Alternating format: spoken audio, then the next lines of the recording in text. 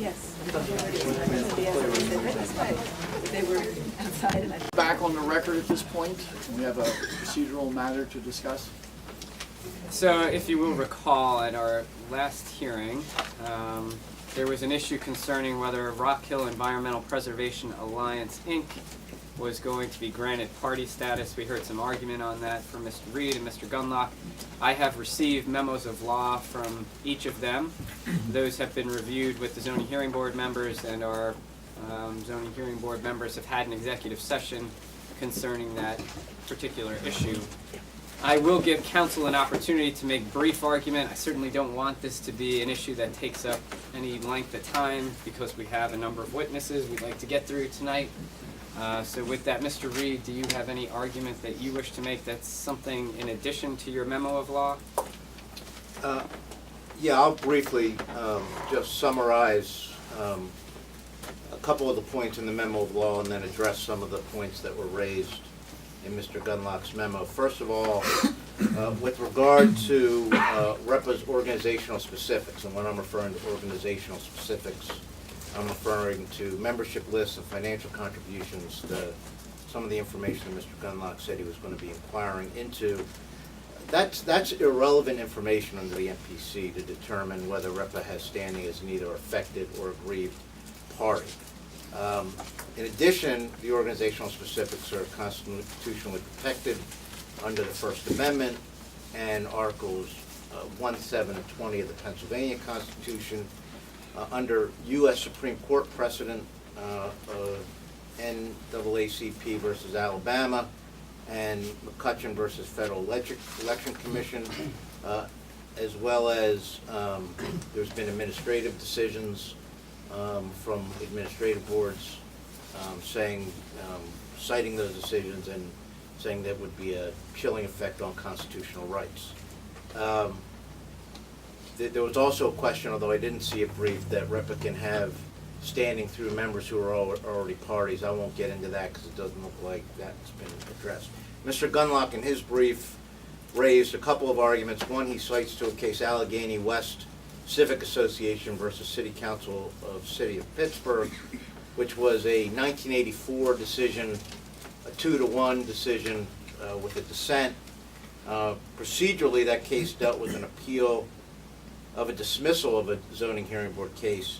And in that case, the court started out by saying it is difficult to describe with precision the issues the Civic Council seeks to raise. So that one of the underlying issues there was the fact that the appeal overall was not clear at all to the judges. With regard to the issue that we're dealing with today about these organizational specifics, the court did not, and frankly could not, say the U.S. Supreme Court was wrong. This is, 3 judges of intermediate Pennsylvania appellate court over the U.S. Supreme Court. What they said, and they didn't give any analysis, is that in that particular case, the quote was, none of the obvious burdens on the right to association which the Supreme Court recognized were implicated.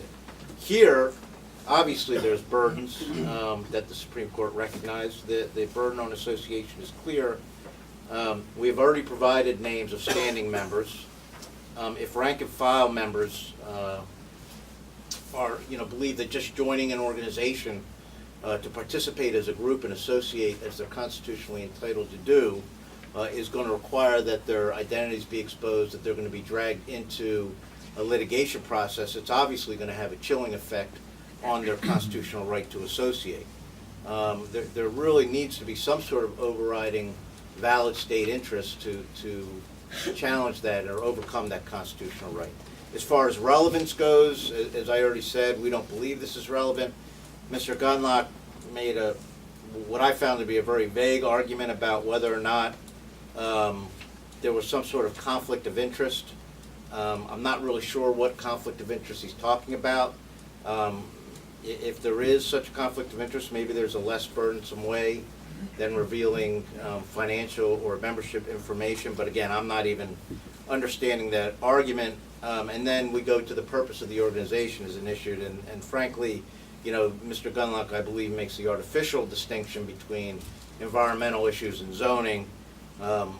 Obviously, zoning and environmental zoning implicates environmental. I think, even when you look at the cases that have recently come down on the Environmental Rights Amendment, the courts, our highest courts in the Commonwealth, have said that all levels of the Commonwealth, including municipal, which are not environmental agencies, have obligations under the Environmental Rights Act. So environmental issues, even dealing with things like aesthetics, clearly implicate zoning issues, clearly implicate environmental issues. That's all I have. Okay, thank you very much. Mr. Gunlock, do you want to respond to that? You asked if there's anything that we have in addition to what's referenced in our memorandum of law. I do not. From Okay. a legal standpoint, I have set forth our legal position in response to the request. From a practical standpoint, here we sit a year into this case, still on our third witness.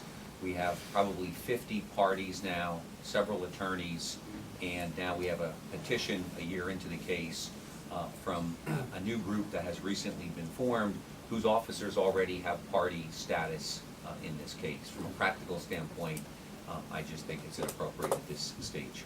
Understood. The one issue that I would like to ask you about, though, relates to the conflict of interest issue that you raised. Is it the concern of your client that potentially one of the zoning hearing board members is a party to that organization? Is that the conflict of interest that is being suggested?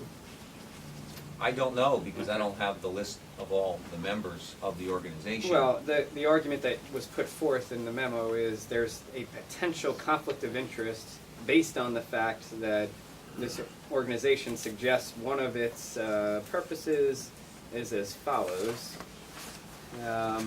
that the organization will work with local municipalities as well as county, state, and federal government agencies to support their efforts to protect the environment. So, at a minimum, even if that's not what's being suggested in your memo of law, what I would like to do for the record is just ask each of the zoning hearing board members whether or not they are a member of this organization, okay? So Mr. Watt, can you tell us whether or not you're familiar with Rockhill Environmental Preservation Alliance, Inc.? Are you familiar Other with it? than what's been presented at this meeting, no, I'm not familiar with it, and no, I'm not a member. All right. Dave? I am not a member and heard about it at the last meeting. It was the first time I've heard of the organization. All right, for the record, Dave Phillip. And John, can you? Same thing. I heard about the organization the first time, at the last hearing, and I am not a member. All right. I have reviewed the memos of law in detail. Even before receiving either memo of law, I did my own research concerning this issue.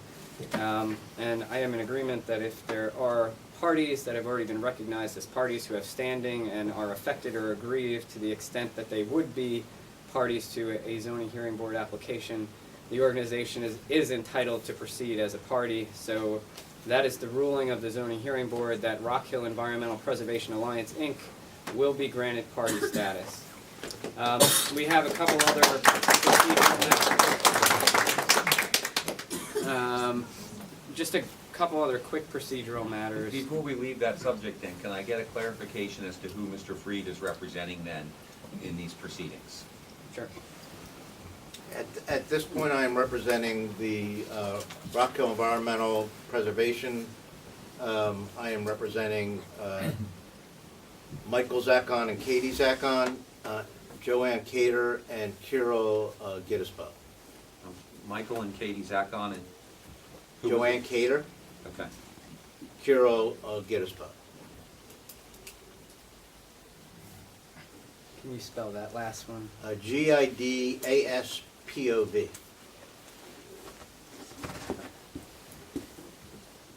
All right. In addition to that procedural matter, I just wanted to put on the record that I did receive some correspondence from the Upper Bucks Christian School, which is located apparently at 754 East Rockhill Road, Sellersville, PA. It is dated October 29, 2018. I have copies of the correspondence, which I will provide during a break, or I can provide it now if anyone's going to have an objection or an issue with this. But what I'm asking is that it be marked as Zoning Hearing Board Exhibit 16. It is a letter again from Upper Bucks Christian School dated October 29th, 2018, which I believe was the same date as our last hearing, Says, Dear East Rockhill Township Zoning Hearing Board, I'm writing on behalf of Upper Bucks Christian School at 754 East Rockhill Road to request party status regarding the matter of the Rockhill Quarry and the application submitted by Pearson. UBCS is on the route designated by the traffic study. Additionally, we lie approximately a half a mile from the quarry as the crow flies. We desire to present our concerns in this matter. Due to a previously scheduled event, appropriate representatives are not able to attend this evening, meaning October 29th. So, first of all, is there anyone present tonight from the Upper Bucks Christian School? Yes, sir.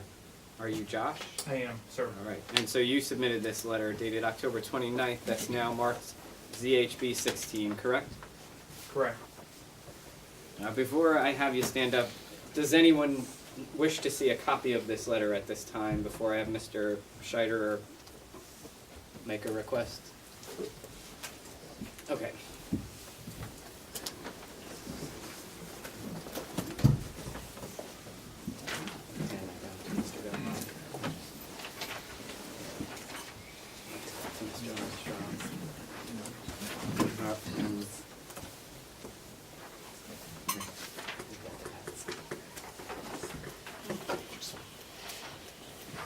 All right, well, I'm marking this exhibit.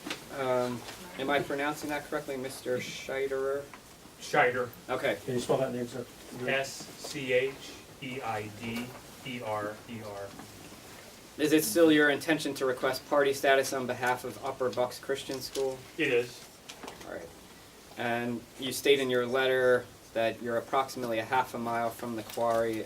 Is that correct? Yes. Did you receive any correspondence regarding this zoning hearing board case? Did Upper Bucks Christian School receive any correspondence from the township regarding this action?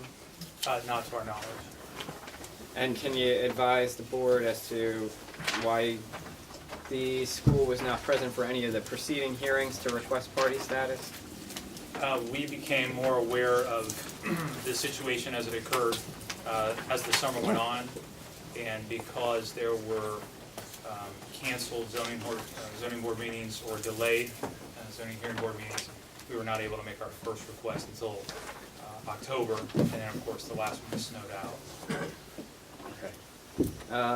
And again, you're on East Rockhill Road, correct? Correct. Do you know where Quarry Road is? It's a very small, almost what looks like a private street that intersects? Yes. Okay, what's the distance from where Quarry Road intersects with, I think it's called Rockhill Road, in that area? What's the distance to the Upper Bucks Christian School from that point? I've not driven it to give you the exact mileage. Okay. I think it's less than a mile, perhaps close to 3/4 of a mile. All right. Are the zoning hearing board members familiar with the location of Upper Bucks Christian School? Yes. You are? I am. All of you? Dave? No, I'm not. You're not. As you come out of the quarry, turn right, Yeah. stay on Rockhill Road, and we're at the corner of Muskrat and Rockhill. All right, there's a couple different entrances and exits to the quarry. So if you wouldn't mind coming up, we have a zoning map that's situated in front of the zoning hearing board members. You recognize this area as the quarry? Okay. So we are located right here. So if they come out of the quarry, turn right, come through the old village, there's Muskrat Road, and we're right here. So you're pretty much at the intersection, as you probably stated, of Muskrat and East Rockhill. Correct. And so this is the primary route, as the traffic study noted, that the trucks would take, and they would come out here. All right. Okay. Does anyone have an objection to Upper Bucks Christian School being recognized as a party? We have an objection. All right. Based on distance? Based upon distance, we don't believe they're an agreed party, first off. Second of all, the only objection expressed is the route. Well, the route is set by the township because the township has restricted all of the other roads to no more than 5-ton vehicles, and this is the only route that the owner and the applicant can use to access Bethlehem Pike and Route 309 from the quarry. And that would be the case for any trucks and any vehicles that want to access the extraction zone portion of the township. They have to use this route to get to and from the quarry property. But someone who lives along that particular route, even if it's something that is dictated by the township, is potentially an affected party, right? I would say no to you, because the property is zoned extraction. The township zoned this property extraction. The township limited the route to get from this property to Route 309. It's the only way to go to and from this property. If there were other options and other routes, and he was here asking for party status to have some input on the routes, that might be a different story. But it's not. This is the only route, so if you rule he's allowed, anybody who's on the road or off the road or uses the road or close to the road, under that definition would be an aggrieved party. All right, I understand your argument, but Okay. I do wanna make clear, the township did not propose that route was proposed by the applicant's consultant. Whether or not he took the township's existing regulations into mind, obviously he probably did, but that route was proposed by the applicant's consultant and not the township. Well, hold on, let me reply to that, because we all were here for the testimony. He eliminated all the other options that the township had restricted to no more than trucks of 5 tons, and this was the only route that was left available. That testimony is in the record. Based upon the existing regulations of the township, as proposed by the applicant's consultant. all right, we're not gonna get into that. Hold on, but issue. the applicant's consultant didn't propose any road restrictions. The applicant's consultant looked at the existing road restrictions that the township had put in place and determined that this was the only viable route to get trucks between the quarry and Route 309 without breaking the law and traversing down a road that the township had restricted. Okay, I don't wanna get into a factual argument over this. The issue is whether or not this individual has the right to participate as a party, or actually it's Upper Bucks Christian School, excuse me, not the individual. So, We've heard a title from this gentleman as what his role is and what type All right. of entity the. if you Upper wanna ask Bucks any Christian questions School of is. Mr. Scheider, you can. What type of entity is Upper Bucks Christian School? It is a daycare, preschool, elementary school, middle school, and high school. I'm sorry, let me rephrase. Is it a corporation, Yes, a nonprofit corporation? 501c3. Okay. And what's your role there? Faculty member? Are you an officer of the corporation? I am not. Do you have an attorney here tonight? I do not. I'd submit to you that Mr. Scheider is not an officer of the corporation, nor does he have legal counsel here. So under the law, he cannot make this request and participate on behalf of a corporation, nonprofit or not. All right, does anyone else, do you have any other questions of him? No. All right. Does anyone else have any objection to Upper Bucks Christian School participating as a party? No objection. None. No objection. We seek status because as the summer went on, we found out that a traffic study was done by the applicant, and that traffic study occurred when our school was not in session.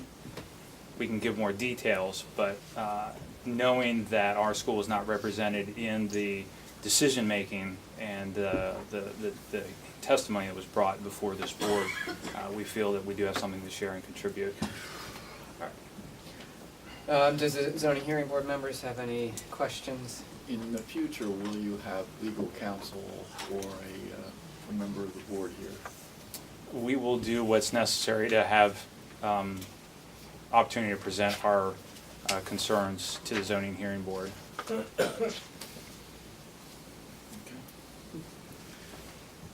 Any, John, do you have any questions?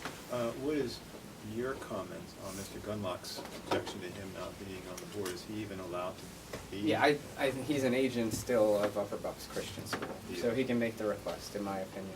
Can I ask if he has authority from a board resolution directing him and appointing him as an agent to be here tonight to make this request? Because I have a letter from a faculty member. I don't have a board resolution, we don't have any officers, we don't have any legal counsel making the request. Do you have authority from the Upper Bucks Christian School to be here to request party status? I do. I serve as assistant pastor at the church, which runs the Christian school.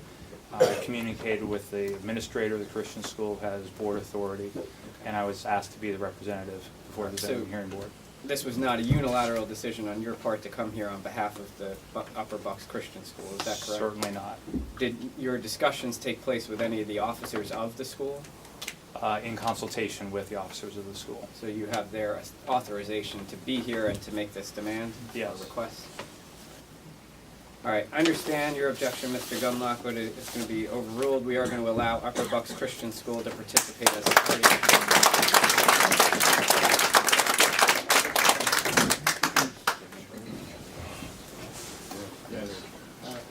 All right, I'll let the,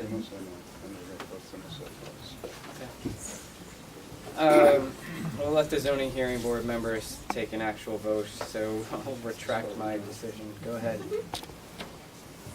You guys want to, does someone want to make a motion on I'll the make a request? motion to allow Upper Bucks Christian School to be a party to these proceedings. Do I hear a second? I second the motion. Signify by saying aye if you're in favor. Aye. Aye. Let the record show that it passed 2-1.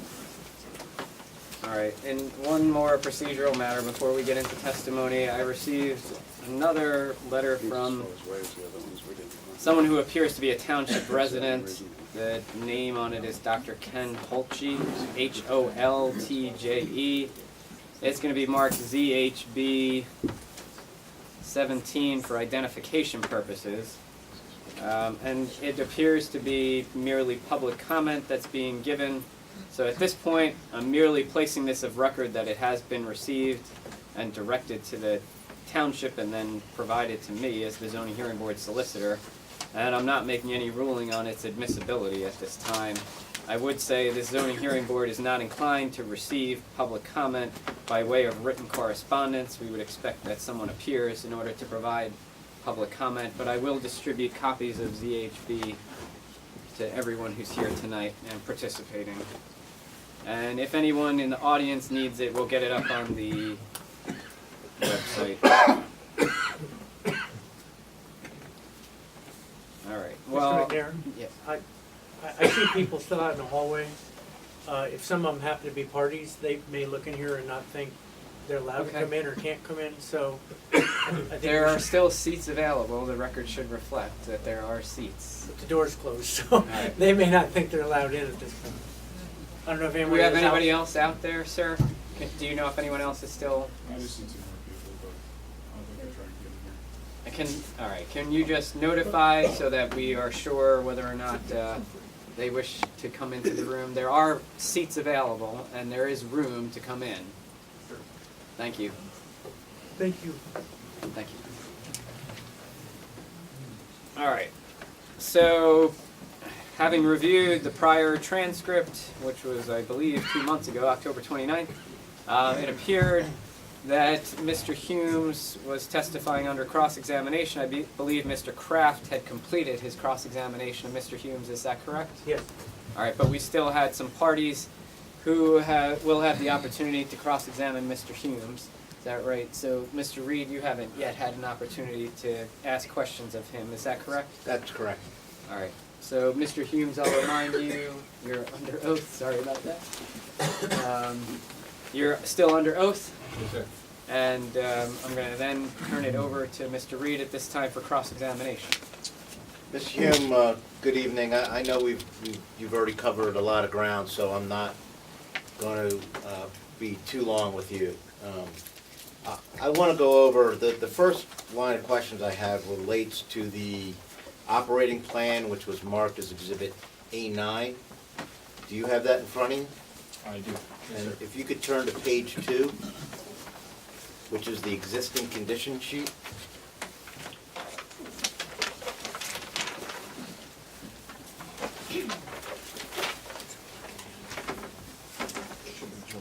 Okay, I just have a few questions about this sheet. I see that on the left-hand side of the page, there is an area that's designated as existing foundation of former garage. Do you see that? Towards the top of the page? On the left-hand side? Well, on the left hand generally, but on the right hand of the structures. Yes. Okay. Is that former garage being used presently?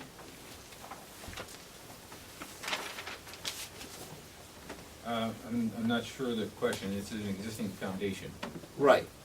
So it's existing foundation for a garage, correct? That is correct. Is that garage being used presently?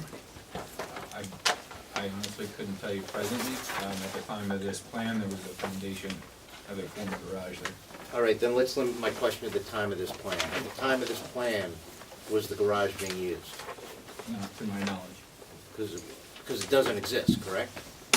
A foundation does exist. But the garage did not, correct?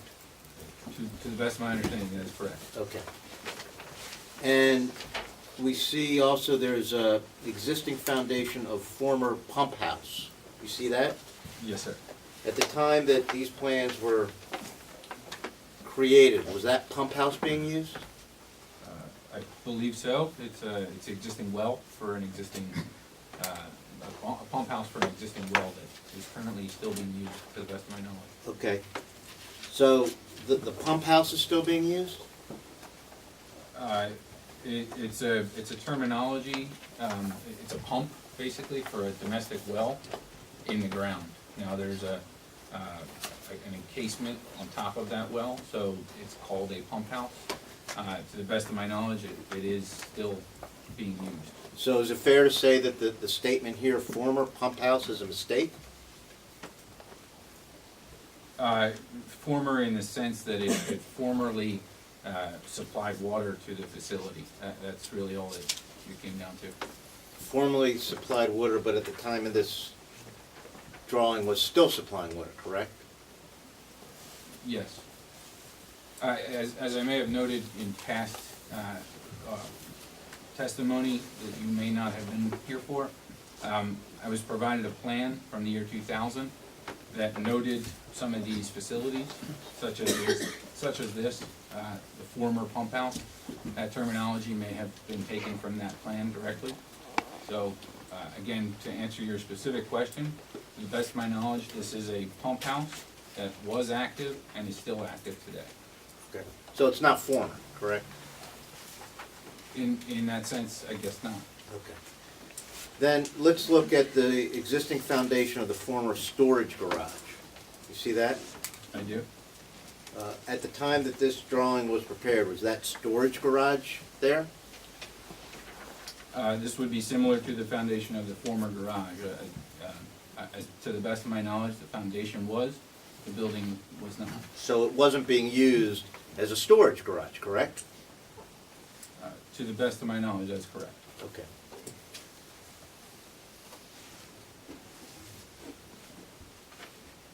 As we go further down the line there, there's a reference to existing foundation of former storage building. You see that? Yes. And again, similar question, at the time that these plans were created, was that storage building being used?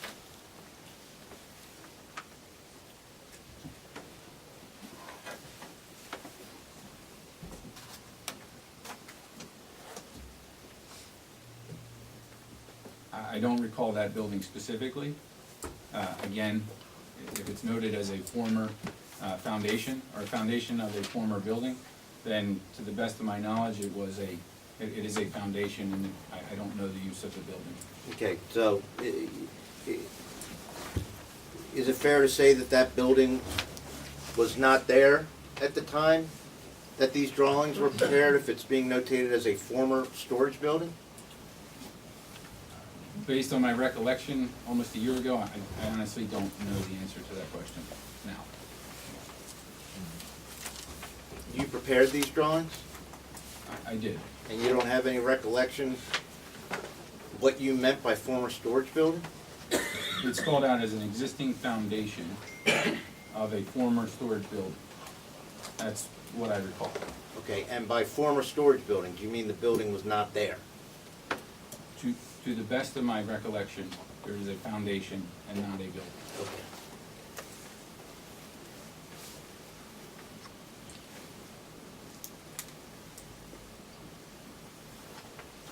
Now I want to take you towards the middle of the page where we see the notation of existing foundations of former asphalt plant. You see that? Yes, sir. So, same question, at the time that these plans were prepared, was the asphalt plant being used? So along the same lines, but as I testified to Mr. Armstrong and Mr. Pratt, a foundation existed in this location. I do not recall specifically a building at that location, but again, the foundation was there. Okay, but there was no asphalt plant, correct? I believe I testified to this previously, that that is correct.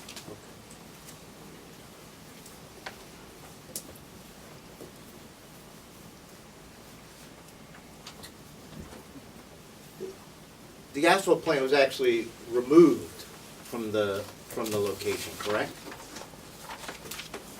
I believe, again, I believe I testified to this previously.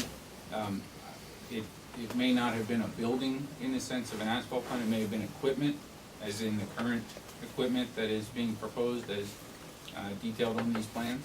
So, when you say building was removed, I really, again, don't know the answer to that. I apologize if I said building. The asphalt plant was removed, correct? Again, I had, there was a foundation, so yes. Was the asphalt plant removed on or before 1983, to the best of your knowledge? I do not have, I don't know that. As part of your review of, of documents, did you review DEP inspection reports? No, sir.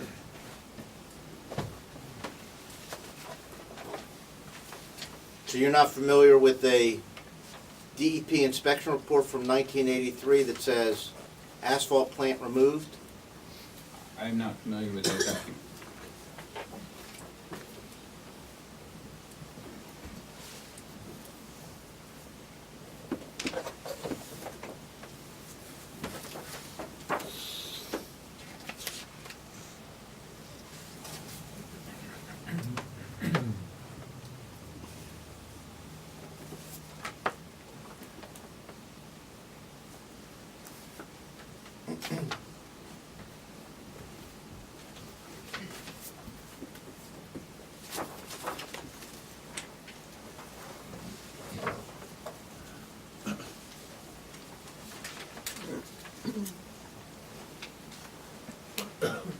I believe you testified previously that no new buildings and pervious areas or permanent improvements are proposed as part of the current extraction operation, is that right? I don't recall the specific testimony, but I do recall a note to that effect on these plans, so yes. Okay.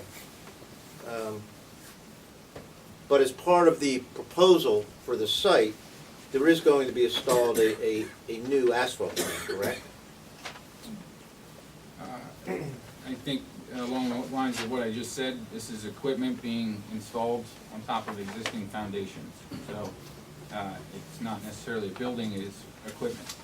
Is it being installed on top of existing foundations or in the general area of existing foundations?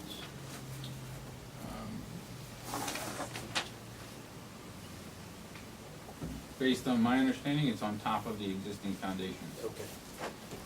But it's new equipment, correct? Skid-mounted equipment, yes. Because that equipment's been, the old equipment's been removed from the site, correct? The equipment is being replaced, that's my understanding. But it's not there present. As I just testified, yes. Okay. And the asphalt plant, its purpose is going to be to manufacture asphalt, is that correct?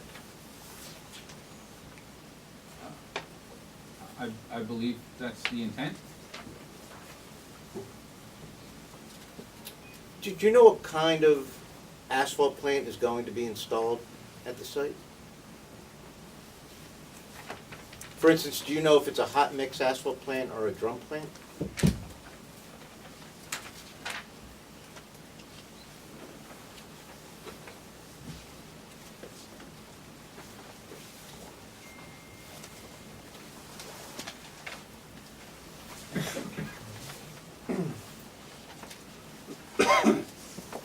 Um,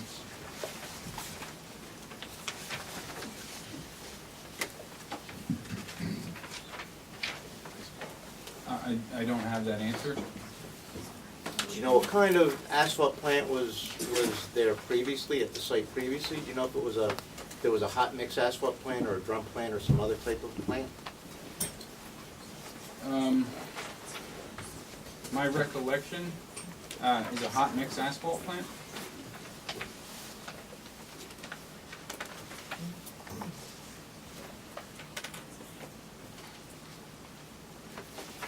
Do you know if it was a batch plant or continuous, the one that was previously there?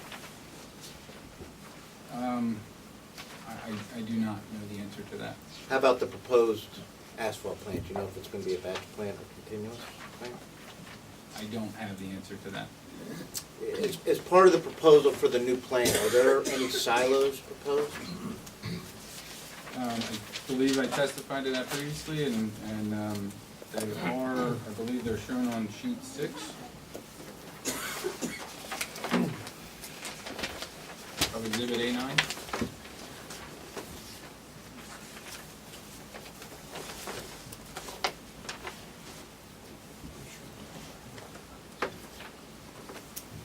And where exactly on that, can you just identify for me generally on that diagram where the silos are located? The lower left corner is a section view of the silos, and the right-hand side is the typical plan view. You'll note at the bottom of that typical plan view, there's an arrow that indicates silo section. That section is cut through that general area. And the silos are noted in the typical plan view as 3 200-ton, 14-foot diameter silos. As far as the asphalt plant operation, and I know it's been described, I believe, as essentially it's going to be like a closed system, is that right? Again, I'm not the asphalt plant manufacturer, the designer of that facility. To the best of my knowledge, it is intended to be somewhat enclosed. Well, if you don't know, that's fine. Yeah, I really don't know the specifics. Do you know the mechanism for getting the asphalt into trucks, or is that beyond what your area?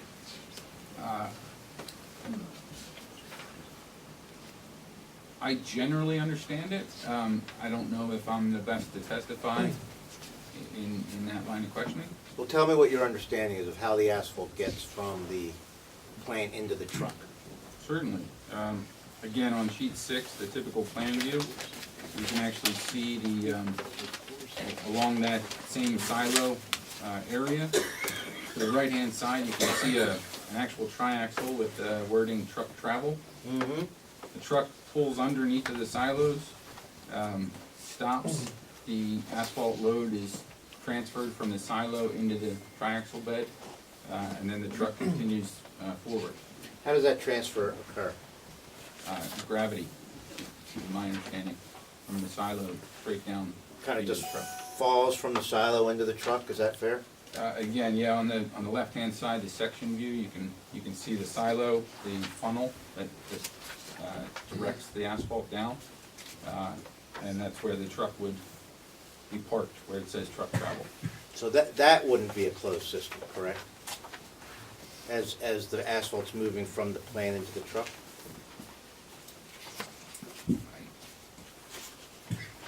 In terms of closed system, I don't understand the specifics.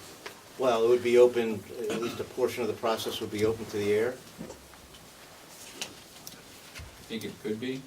I think any triaxle is theoretically open to the air. I believe, and I wasn't sure exactly which plans you were talking about, that some of your plans that you prepared were based on aerial photographs? Did I understand that testimony correctly? No, no, sir, you did not. It is based on aerial topography that was provided to me. Explain that to me. A plane flies overhead and shoots lasers basically down to the ground, which bounce back up to the plane, and that determines topographically where features exist. And who conducted the aerial topography?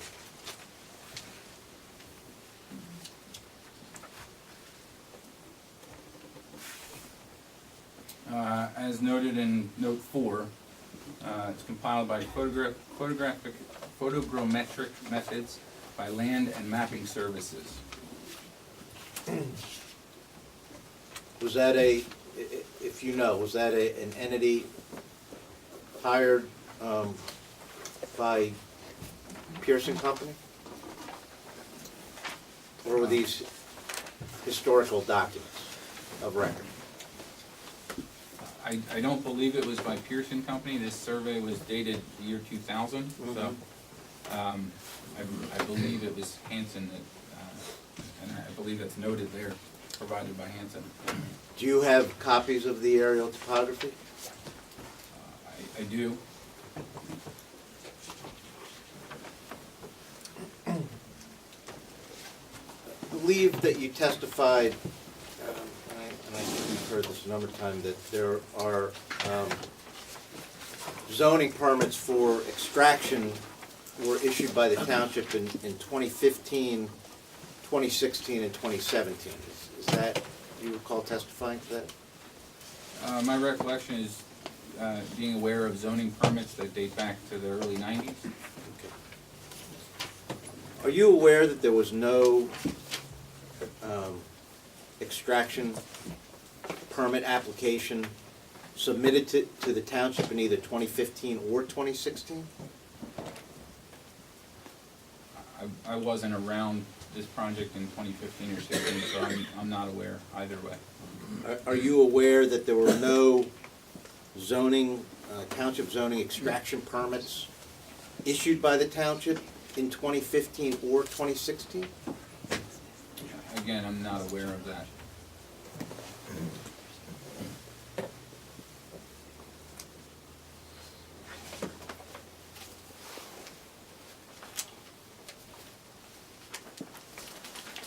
There's a, I believe in your testimony you mentioned the transcontinental gas pipeline nearby.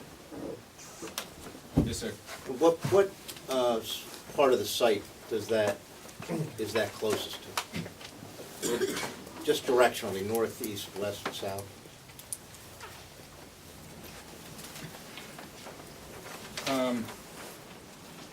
It's very clear on sheet 1. It's to the north of the site. And do you know what kind of material that pipeline is carrying?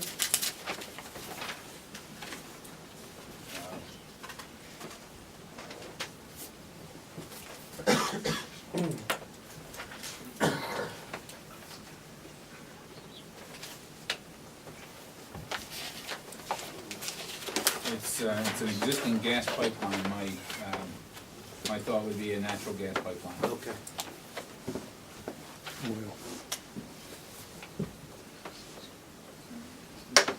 And that's notated on the plan as the Texas Eastern Transmission Corporation line, is that correct? Correct. Existing corporation, existing gas pipeline.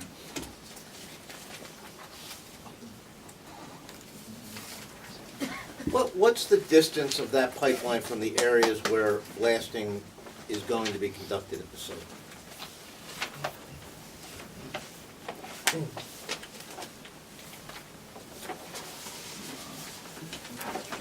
Is this as far as the crow flies question, or is this? Yeah, as far as the crow flies. I really, I don't have a specific distance. The closest I could tell you is probably approximately 1,000 feet. Do you know if there's been any communication between either the Hanson Company, the Pearson Company, or anyone on their behalf and the pipeline company regarding the quarry activities that are going to take place?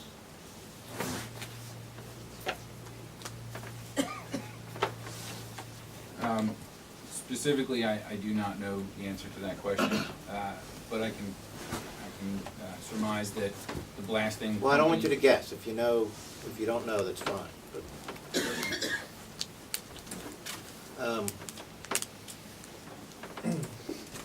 there's gonna be some, I know there's some water, at least one water supply well on the site associated with the excavation process, is that right? Can you clarify, associated with the excavation? Well, associated with any of the activities taking place at the site. Are there water withdrawals? There's on an the site? existing well, as we just kind of walked through. Right. I believe there's withdrawal in that sense that it's used. And do you know if that well has any approvals from the Delaware River Basin Commission? I don't know the specifics to that. That's beyond your area? Beyond the scope of my Okay. work. I believe you testified at one point regarding decibel levels of quarrying operations, and my understanding was you said all quarrying equipment is about approximately 60 decibels or less, is that correct? That was a source that I quoted on the plans in terms of something to try and meet the intent of the zoning ordinance. Do you know if that's actually the case as far as the decibel level of quarrying equipment at this particular location?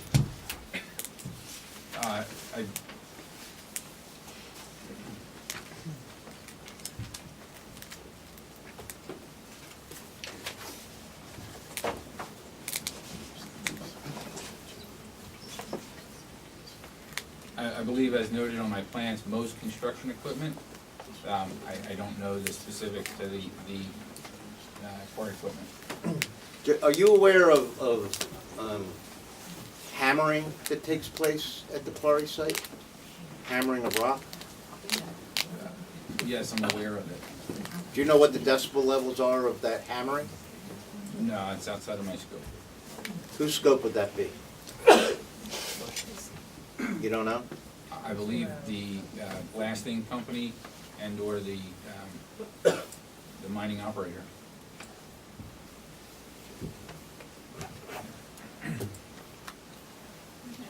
Are you aware of some road construction that was done at the entrance of the property within the last year?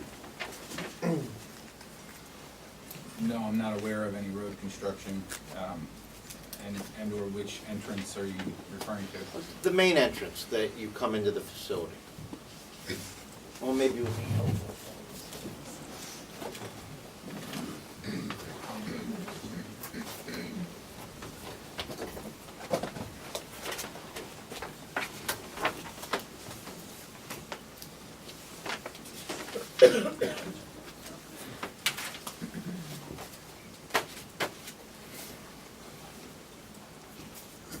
Might be, instead of me trying to come around, maybe I'll just pass them down. Hopefully there's enough to actually get an exhibit down to you. We can mark this as R1 for Repa 1. Okay. R1.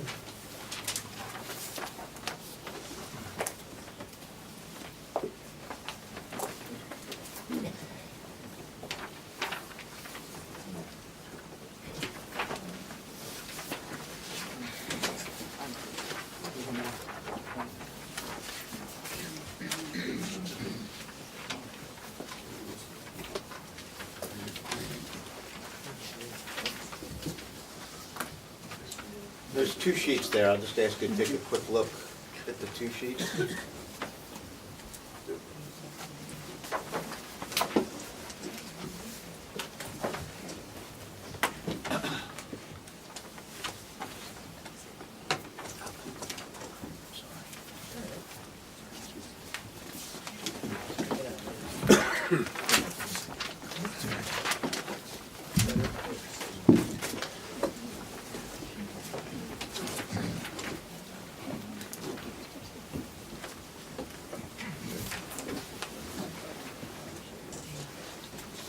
direct you to the second page of those two?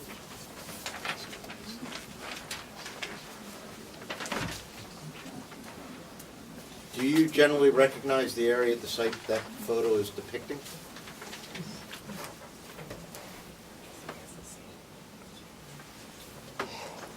I can assume, but you're the one that provided the photos, so Well, I'm asking if you recognize to be perfectly honest, I do not. it. Okay. Well, I only want you to be perfectly honest.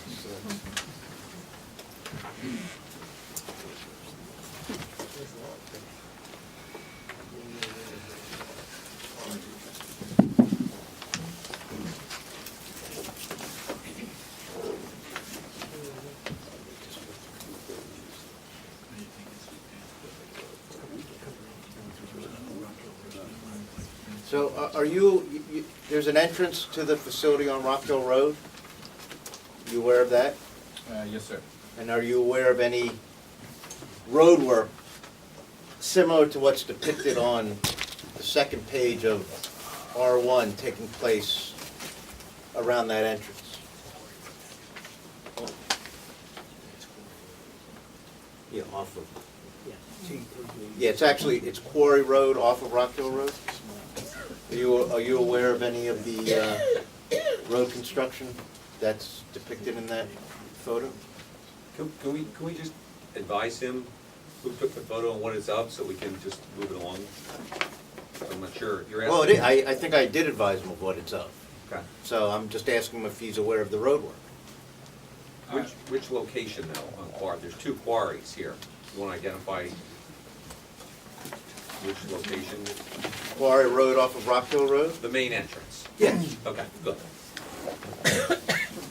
If this is a photo taken at that location, I'm not aware of road work. And I believe on the left-hand side, you were looking at an existing road. Okay, and on the right-hand side? On the right-hand side, I believe that is two separate parcels that are not, that are shown on our plans, but are outside of my scope, so. So, question wasn't whether it's outside your scope, the question is if you were aware of this work. I'm not aware of this work. I was not aware of this work until you provided me with this photo. So you didn't have any involvement in this work, correct? No, sir.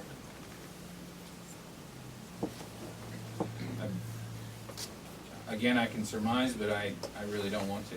Okay, I want to know what you know, not what you're guessing at. So.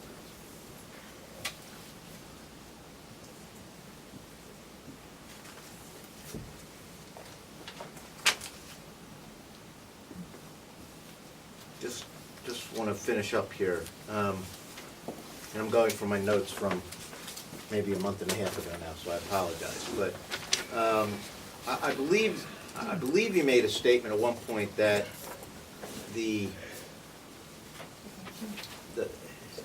my question is going to be which permit were you referring to, if my recollection is accurate. I'm sorry. I believe you made. Start that again.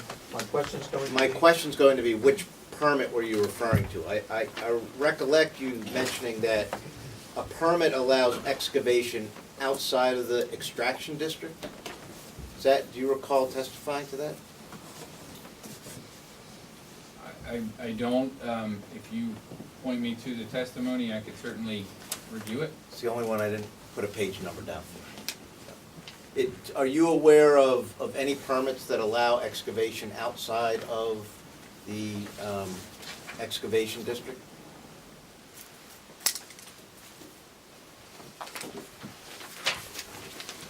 When you say excavation, do you mean extraction district? Extraction, yeah.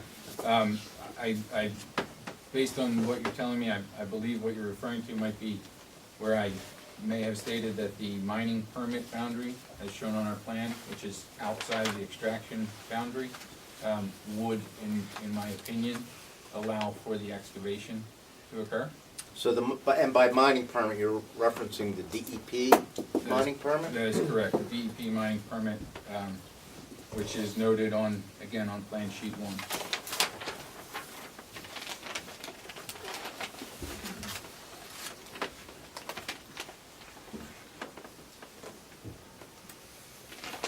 That's all I had, thank you. All right. Mr. West, did I give you the opportunity to ask Burns. questions? I'm sorry, Ms. That's Burns. okay. No question. Okay. So all of the attorneys have had an opportunity to cross-examine, is that correct?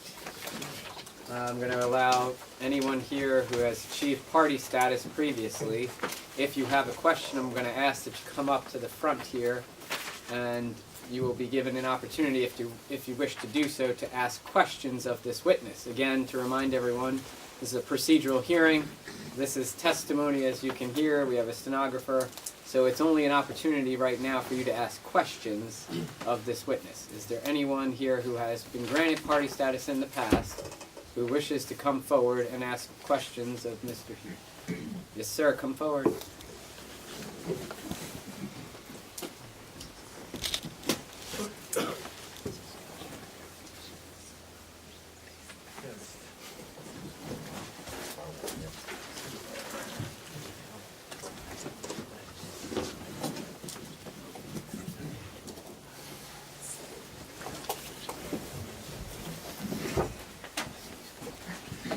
All right, just so we have it on the record, can you state your name Daniel Soliday, and address? 1300 West Rock Road.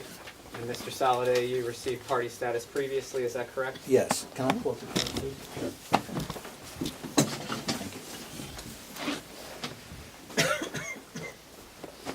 Any cross-examination questions? Yes. Let's see. Okay, Mr. Hume, I want to ask questions concerning your pages 1 through 8 of the For the record, this the is overlay why, plans. for the record, if I can, this is the reason I objected to the party status of the additional entity. Mr. Soliday was identified as an officer of the RESPA entity, and his attorney for that organization, in which he's an officer, just spent the time cross-examining the witness. And now as a party, he's going to get up here and do the same thing that his attorney did. And I think it's duplicative and is delaying these proceedings. Well, Hang on. If it is duplicative, then you'll have to object at that point. But he, as an individual, can ask questions. So I'm going to overrule that at this time. But understand, if you ask the same questions that have been asked already, we're going to have an objection. It's going to be deemed to be irrelevant, and we're going to move on. Okay? Absolutely, I understand. I don't want to waste anybody's time. Okay, on the overlay plans. This is Exhibit A9. Pages, no. There's the colored ones, the pages Okay. 1 through 8. What was Starting with submitted? the zoning, That was submitted with the zoning hearing board application, Yes. correct? Okay. actually, I think it's this set of plans right here.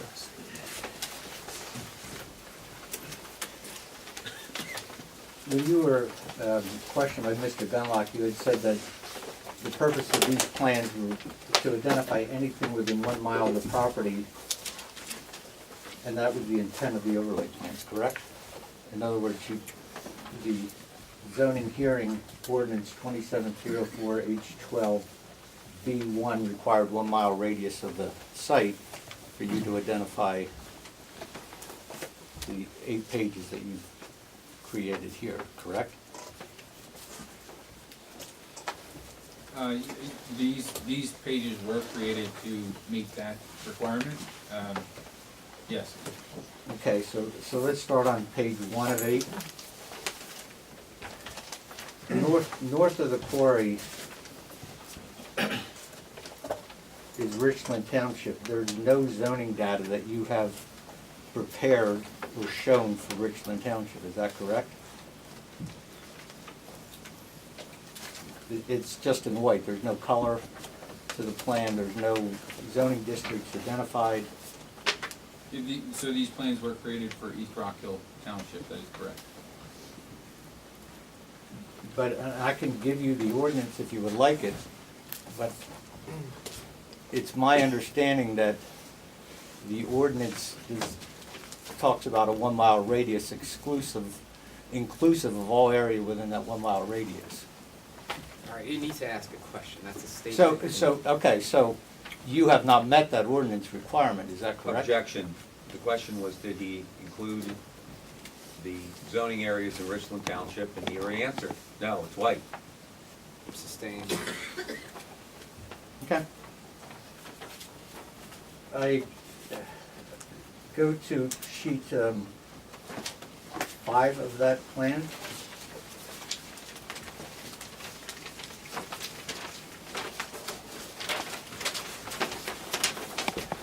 I'm sorry, sheet 6. Are you familiar with the MPDES permit at the quarry?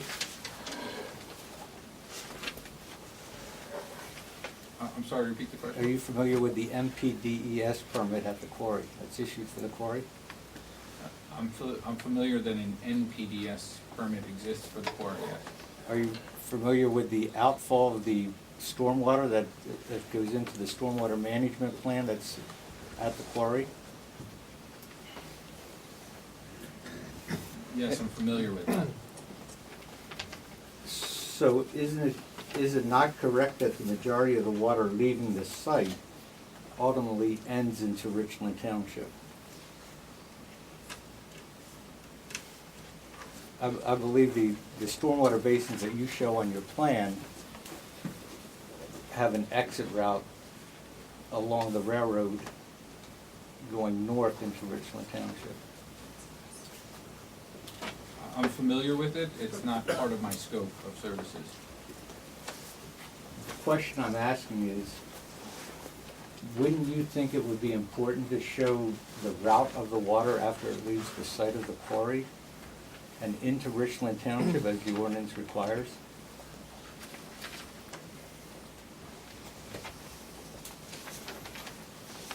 I'm sorry, can you point to the ordinance requirement that? It's zoning ordinance 27304 H12B1. I believe I have it here. I do. I can give you a copy of it if you would like.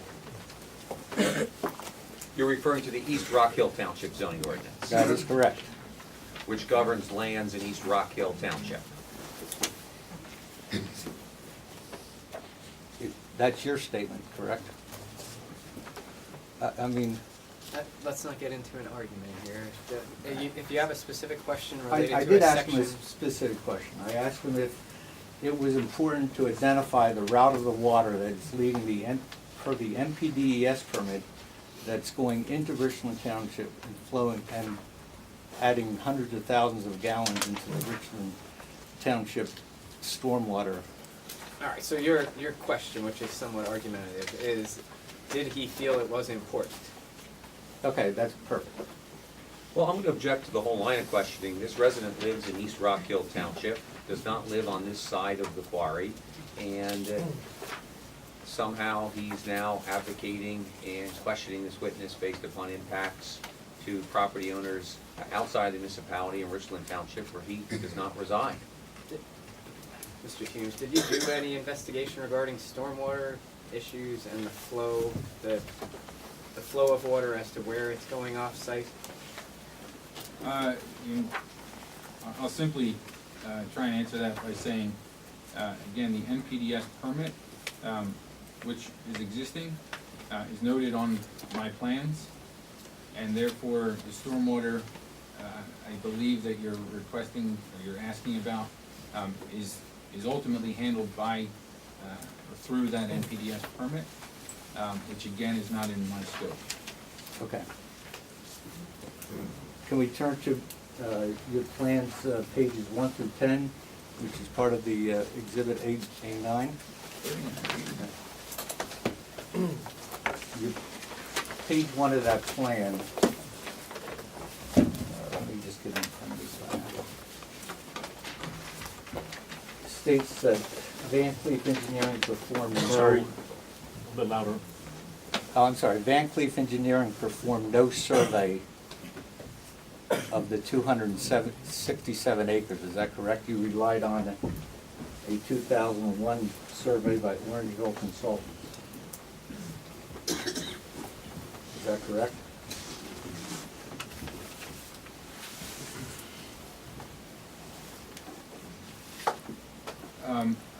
I don't recall anywhere on this plan that it says Van Cleef performed no survey. But it does reference Orangeville Consultants LLC, correct? For the, you say Orangeville? I believe it's Orangeville. Now, you're referring to note 2 on page 1. Correct. Lancer Property Line Boundaryville Surveying Consultants LLC, plans entitled Plot of Survey 2001.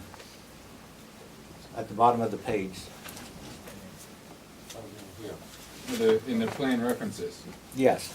Yes, the boundary was provided to us from a plat of survey that Orangeville Surveying Consultants performed. They signed and sealed it. There was no need for, in my opinion, there was no need for an additional boundary. So Van Cleef Engineering or its employees did not perform the survey of the boundary lines, correct?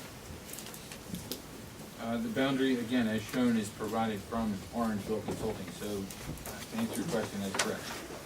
In prior testimony, you stated your first visit to the site, you walked the 267 acres. Is that correct? I don't recall that specifically. I walked a portion of the site. Okay. Did you locate any of the property corners of the 267 acres? I did not. Did you verify any of the meets and bounds of that survey?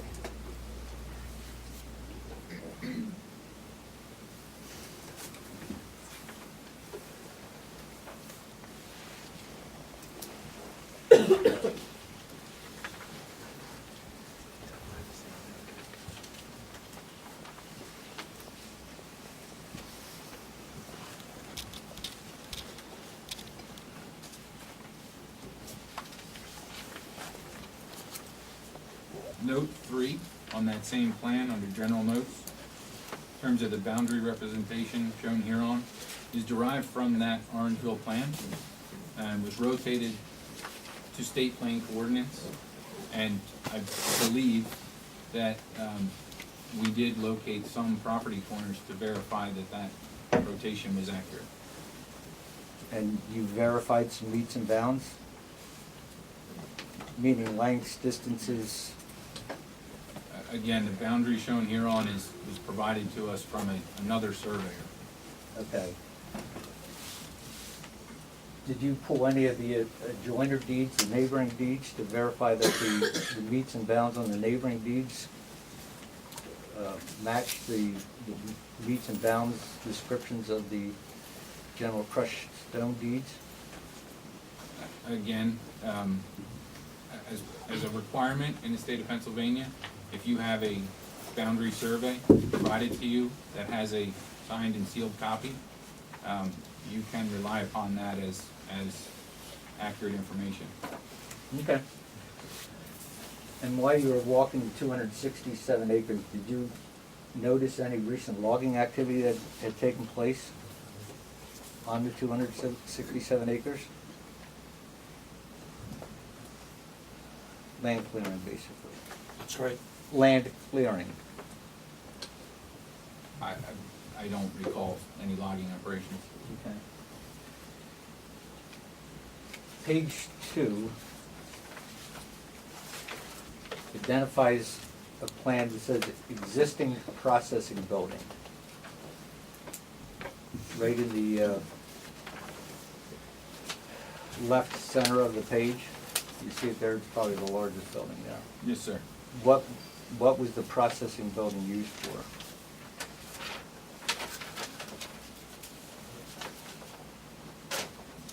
Based on my understanding and review of documents, it was used to process aggregate. So that was the crushing component of the quarry prior to Pearson? That was a portion of the crushing operations, yes. Okay. Where were the other portions of the crushing operation shown on this plan? There are notations of primary crusher and compressor. Okay, I see the existing primary crusher. And the compressor would be for what purpose? I'm no mechanical engineer, so I really Okay. don't know. So, in prior testimony, I believe you said it again today, that we tried to place the equipment on the existing foundations to avoid having to build anything new, correct? That's been a repeated testimony of yours throughout your testimony over the past. Basically, you're trying to reuse the existing foundations, correct? To the best of our abilities, yes. Okay, all right, perfect.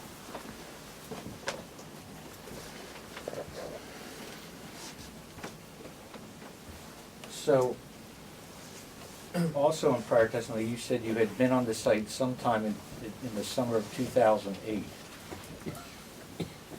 You said you had been to the site at least once during the summer, this summer, in 2018, I'm sorry, if I said 2008. 2018, you have been to the site, correct? Yes, I do recall testifying to that. Okay. It's my understanding that some of those foundations have now been removed or buried. Did you notice any of those foundations being removed or buried?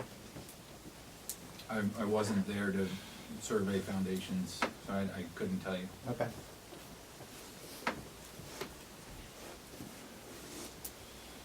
So, turning to page 3.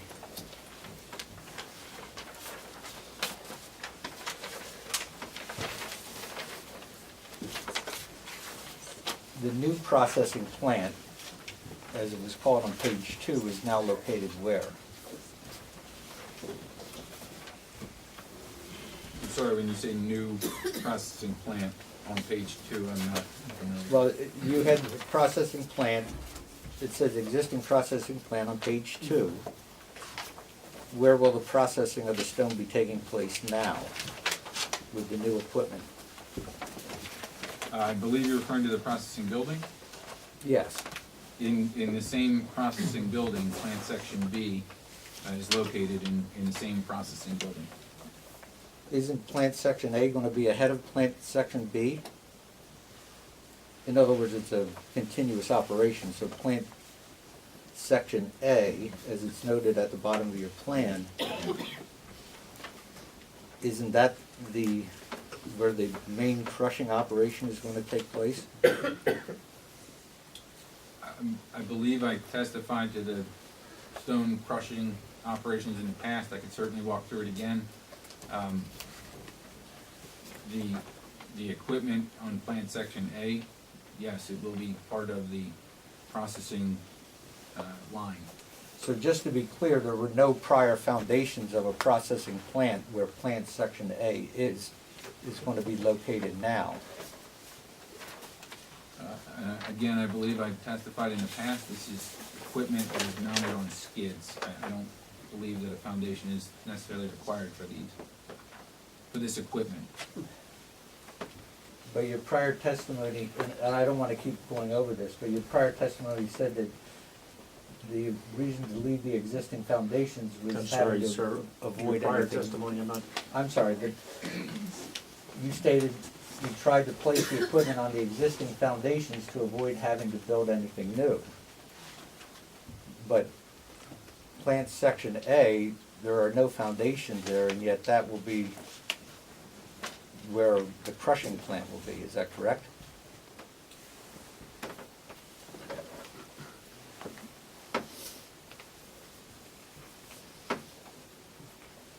I believe you're referring to the primary crusher when you say crushing plant? Correct, so that's detailed on page 3 of, I'm sorry, on page 4 of 10. If you turn the page, you'll see the dump truck dumping into the, as it's called, the rock box. Mm-hmm. And the rock box going into the crusher. just to be clear, there has been no prior crushing activity in that location, according to your page 2, is that correct? I'm just comparing page 2 to page 3.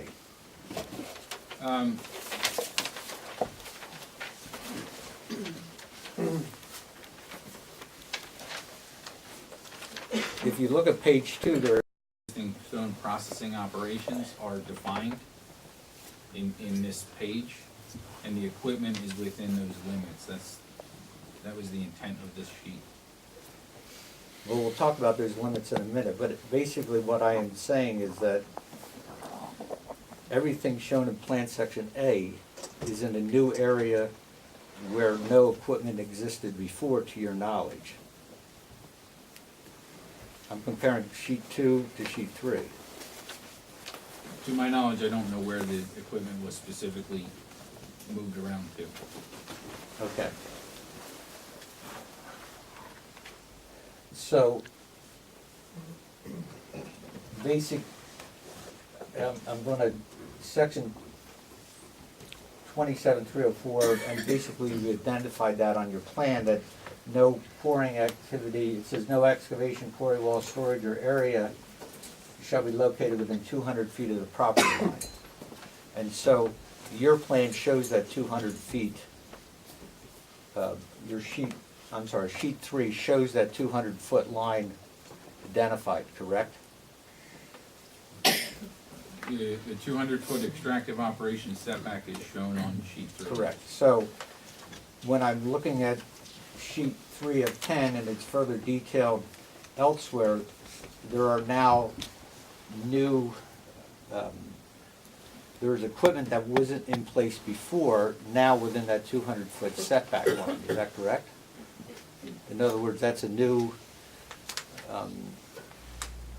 zoning violation, I would say. Can you tell me what equipment you might be referring to? Well, the first one is in your plant section A, which is the, I believe it's a rock box. If you look at page 4 of 10, you see the surge pile.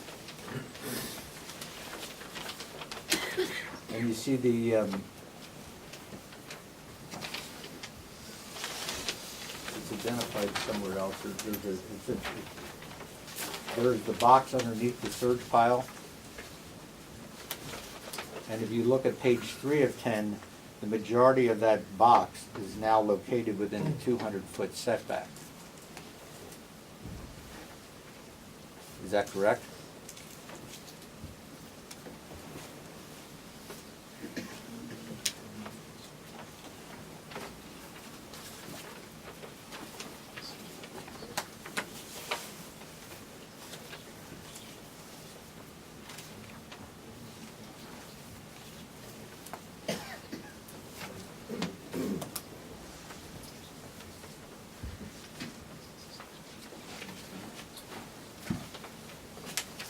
Can you again somewhat reiterate the section you just referred to in terms of what can or cannot be in the setback? And where that was dictated? The section 304H12B, subparagraph 2, states no excavation, quarry wall, storage, or area in which processing is conducted shall be located within the 200 foot of any property line.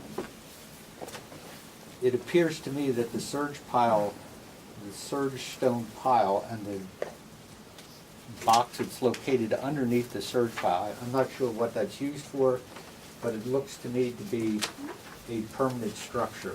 It's not mobile. Objection, Mr. Soliday is making legal argument, we've made our legal argument to begin the case. that his I'm asking him property if it's... was Let him finish. commenced quarry activity long before there was a zoning ordinance, and the area has been permitted by DEP, and the activities that have taken place within those areas have been used for quarries. The witness has testified that the equipment has been moved around to the best of his knowledge within that area, and it's our position that this is all legally permissible within these areas. Certainly understand Mr. Soliday's argument, but it's an argument, and I'm just trying to ask him to affirm whether the surge pile and the rock box that's underneath the surge pile is within the 200-foot setback. It's a yes or no answer. You have a blue dotted line that's depicted as the mining setback line, is that correct? Yes. And then the surge stone pile that's depicted as part of Plan Section A appears to cross over that line, some of it being within the setback and some of it being not within the setback. Yes, fully understood. Now I understand. No, that's the answer to the question. I You will agree with that, right? No, I will direct you to the same H12 subsection 2C2, ultimately allowing stockpiles within 100 feet of the boundaries.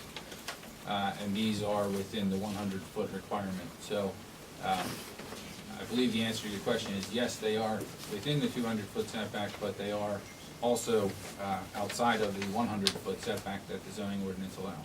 All right, so the dotted blue line that I just asked you about is a 200-foot setback line, is that correct? Correct.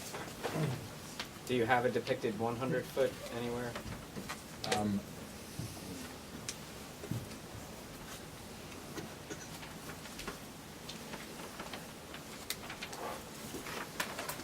It appears not. All right, okay, Mr. Soliday, you can move on. Okay. Just to follow up on that, with Plan Section B shows conveyors on section, I believe it's section 4 of 10 and 5 of 10 shows various conveyor systems. At one part in your testimony, you said those conveyor systems are mobile. It appears to me from the plans that you've submitted that one end of the conveyor is anchored to the ground and the top end of the conveyor has wheels on it, so it can actually articulate around the fulcrum of the base of the conveyor. Is that correct? If you look at page 4 of 10.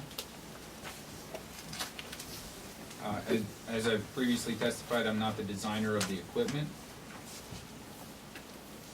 And to the best of my knowledge, that equipment is mobile. Okay, but if you look at section DD of that plan, that's on page 4, I'm sorry, page 4 of 10. If you look at section DD, the base of it, of the conveyor is not on wheels, is that correct? It appears that it's anchored to the ground on that plan. Again, I did not produce these details. I understand that, but I'm just asking your interpretation of your design, of the design that's on your sheet. My interpretation of someone else's design is that is mobile equipment, as I was told. But no wheels are at the base of that. That's been asked and answered. Okay, all right, I'm sorry. Okay.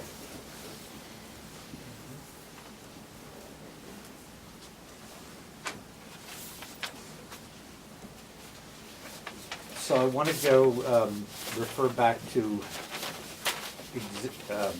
Exhibit A10, if I can. I believe you testified to that previously. A10 is the, I have a copy of it. A10 was the inspection report from DEP. If you need a copy of it, I have it. I have a copy. Can you refresh my memory? Did you say that after you reviewed this inspection report, that it complied with the township's zoning ordinance on noise control? The township has a noise ordinance as well, and I believe you had testified that this inspection report affirmed that the quarry operation on this day and at this time complied with the township's noise ordinance.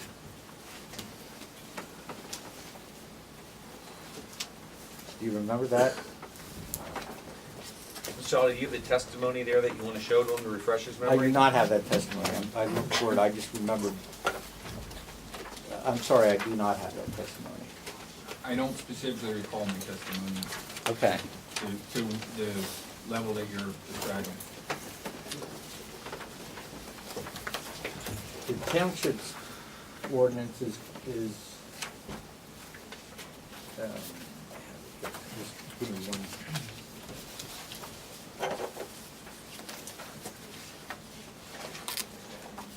Is covered under 27-1800.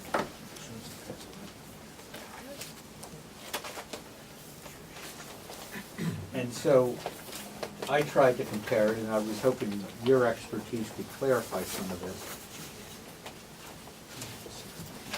But A10 showed the decimal level on that day between 38 to 42, and a backup alarm was at 52 decibels. And then it goes on to say noise reading between 55 to 64 decibels with the crusher and other equipment running. It appears to me that that statement exceeds the noise ordinance as approved by East Rockhill Township. Are you asking him? I am asking him if he agrees with that statement.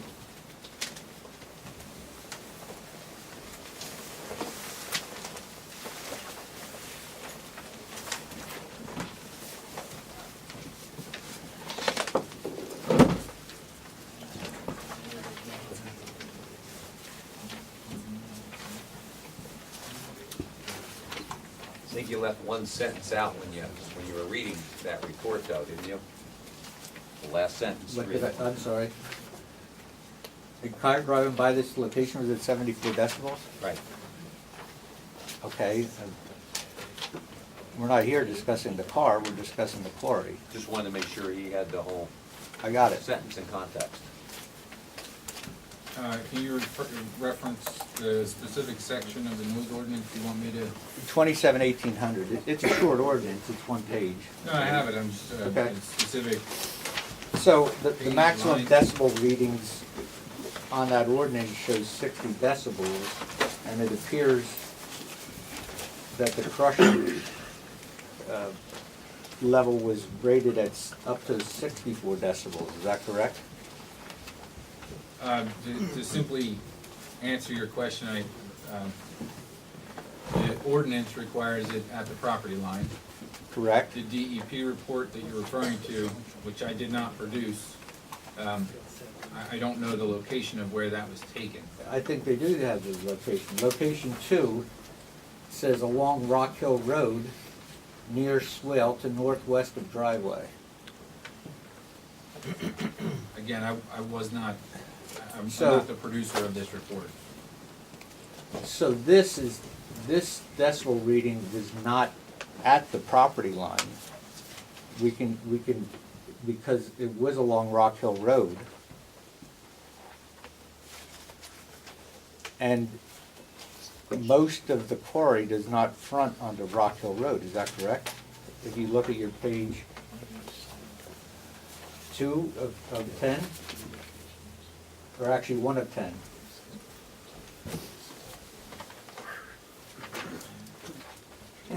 Does not show the property of the quarry operation fronting Rockhill Road. Again, I don't know the specific location of where this was taken.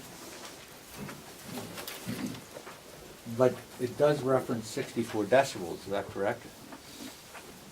The report does reference 64 decibels. And the maximum decibels allowed without going through the frequency band is 60 decibels. Objection, that fact's not in evidence. He's attempting to interpret the ordinance. He's not an expert in interpreting noise ordinance. He hasn't produced any testimony regarding frequency bands and other information.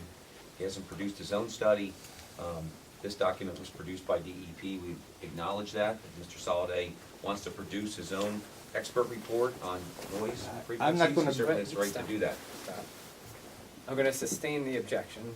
if you wanna ask him questions about the noise ordinance itself, you could ask that. But it sounds to me like he doesn't have the expertise to be able to give your answer. That's fine, but I remember prior testimony where he equated the inspection report to the township's ordinance, and I was questioning him about that, although I did not find it in prior testimony, so. I don't recall asking him any questions regarding 27-1800. I think we submitted this DEP report in response to questioning regarding decibel levels. But if you have the testimony there from his transcript. I let's do take not a have look. it, I apologize, I do not have that specific testimony. But my question to you is, it appears that this inspection report does not meet the township's ordinance requirements. I would object to that question. There's no facts and evidence to sustain that assumption he's making, and this witness was not qualified as an expert in the field of noise ordinances and the registry of those noises. This report was submitted in accordance with the testimony previously provided as a DEP acknowledgement of and registry of certain noise levels on the property. Let me ask you a question. Are you able to give an opinion to any reasonable degree of certainty as to whether or not that report indicates that the quarry was in violation of the township's noise ordinance? No, I am not. All right.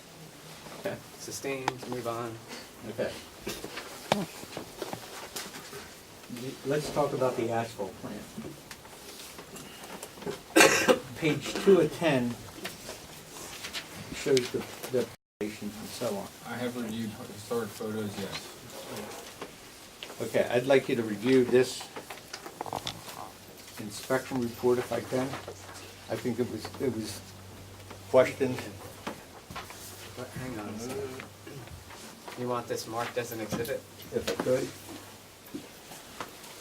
All right. Have you introduced any prior exhibits, Mr. Saladay? Yes, I just don't have. remember off the Two, top of my head. I believe. That was 4. 4, there you go, Marianne. All right. Hang on a second.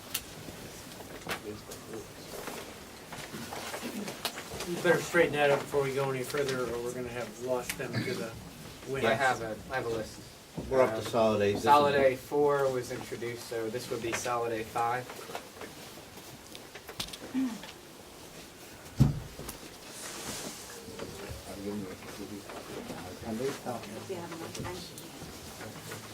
The attorneys. Actually, This is the DEP let's report, Dan. before This we the give DEP it, Let him mark them first. give it to the attorneys. We've got it. You do have We've it? got, yeah. Oh, So, who do you want me to hand it to? just the attorneys at this point, and then if it's admitted, then the zoning hearing board members can review it.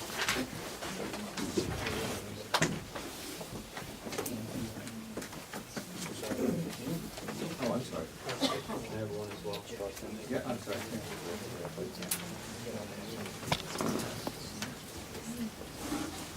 If you don't-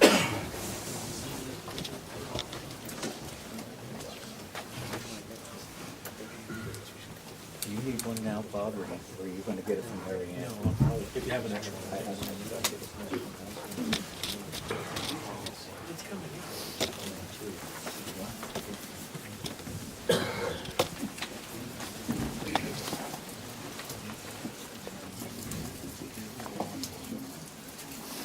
Go ahead. You have a question? No, well, I have a question about this. Can I proceed? You can. Okay. We cannot, we're not gonna introduce it to the zoning hearing board members until we determine whether it's admissible. Okay? So Well, that's why I was thinking that I was waiting here for either of them to. Are you moving for its admission, Dan? I am moving forward. Well, I didn't hear any. Okay. Maybe I missed this, but did you ask questions concerning? I will, All right, go if ahead. I'm allowed to proceed. So, right now, if you're moving for its admission, I would have to deny that because we don't have any sort of foundation or anything as to what this is. So, ask him some questions to establish what we're looking at. I'm going to object for the same reasons I did before. Mr. Soliday is covering the same turf that Mr. Freed covered. Mr. Freed specifically asked a question about a 1983 DEP inspection report. That reference was the asphalt plant removed. Mr. Hume said he was not aware of it. Mr. Freed moved on. Mr. Freed finished, and now Mr. Soliday, who's an officer of Mr. Freed's clients, coming and asking the same questions about the same report that Mr. Freed asked about. You We've already stipulate to the heard- admission of the document? We've already heard from this witness that he's not familiar with it. Are you gonna ask him if he's familiar with this document? I am not gonna ask him if he's familiar with it. I'm gonna ask him, if I could ask him with several questions. I was gonna ask him that he prior testified that he had seen photographs of an asphalt plant in place that were taken approximately in the late 70s, correct? You have testified to that prior. You can answer that. Again, I don't recall the specific year in terms of what I testified to. I do recall testifying to seeing an asphalt plant in historic photos. The zoning permit application, the applicant stated in or about 1981, the operator began scaling back its quarrying operations at the quarry. It goes on to say, over the years of reduced activity, certain of the improvements were removed from the property, but all of the concrete foundations for the equipment and buildings were removed still remain on the property. Your testimony supports that statement, correct? Your plan 1, your sheet 1 of 10 and sheet 2 of 10 shows the foundations of the asphalt plant. You have testified that you had seen pictures of an asphalt plant, not certain of the date that the pictures were taken. And you have stated that when you were there in 2017. Objection, is there a question? I'm getting here? to the question. This In is, 2017, you stated you did not see the asphalt plant. All of that testimony, your plans all support the statement that was made in the zoning application, correct? My plans support the statement of the zoning application. This is an inspection report from DEP. You need to ask a question. Would you agree this is an inspection report from DEP? I guess I would have to agree to that. And it's signed by an employee of the quarry as a company official, and it's signed by the mining inspector as well, correct? Do you have any personal knowledge of who signed this? I do not. This report also affirms the statements that have been made in the zoning application, and also affirms your knowledge of an asphalt plant being there sometime in the 70s, but not there in 2017. This report affirms those two statements, correct?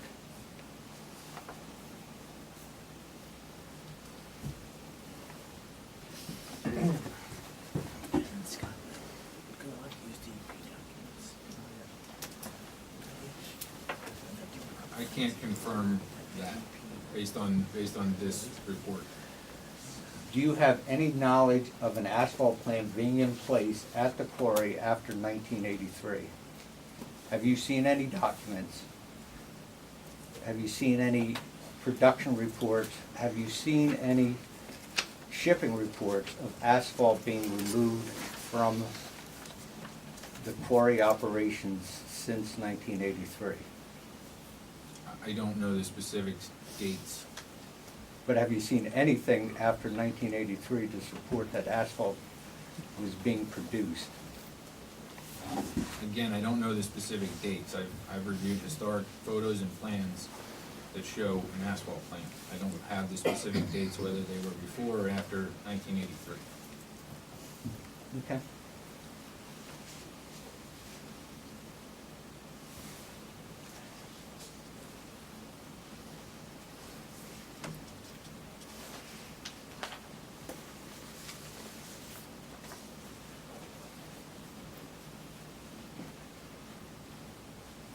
In prior testimony, you were asked, does the zoning ordinance define an asphalt plant use?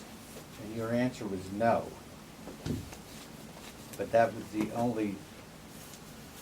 only answer. So can you further explain your no answer of why the zoning ordinance does not define an asphalt plant use?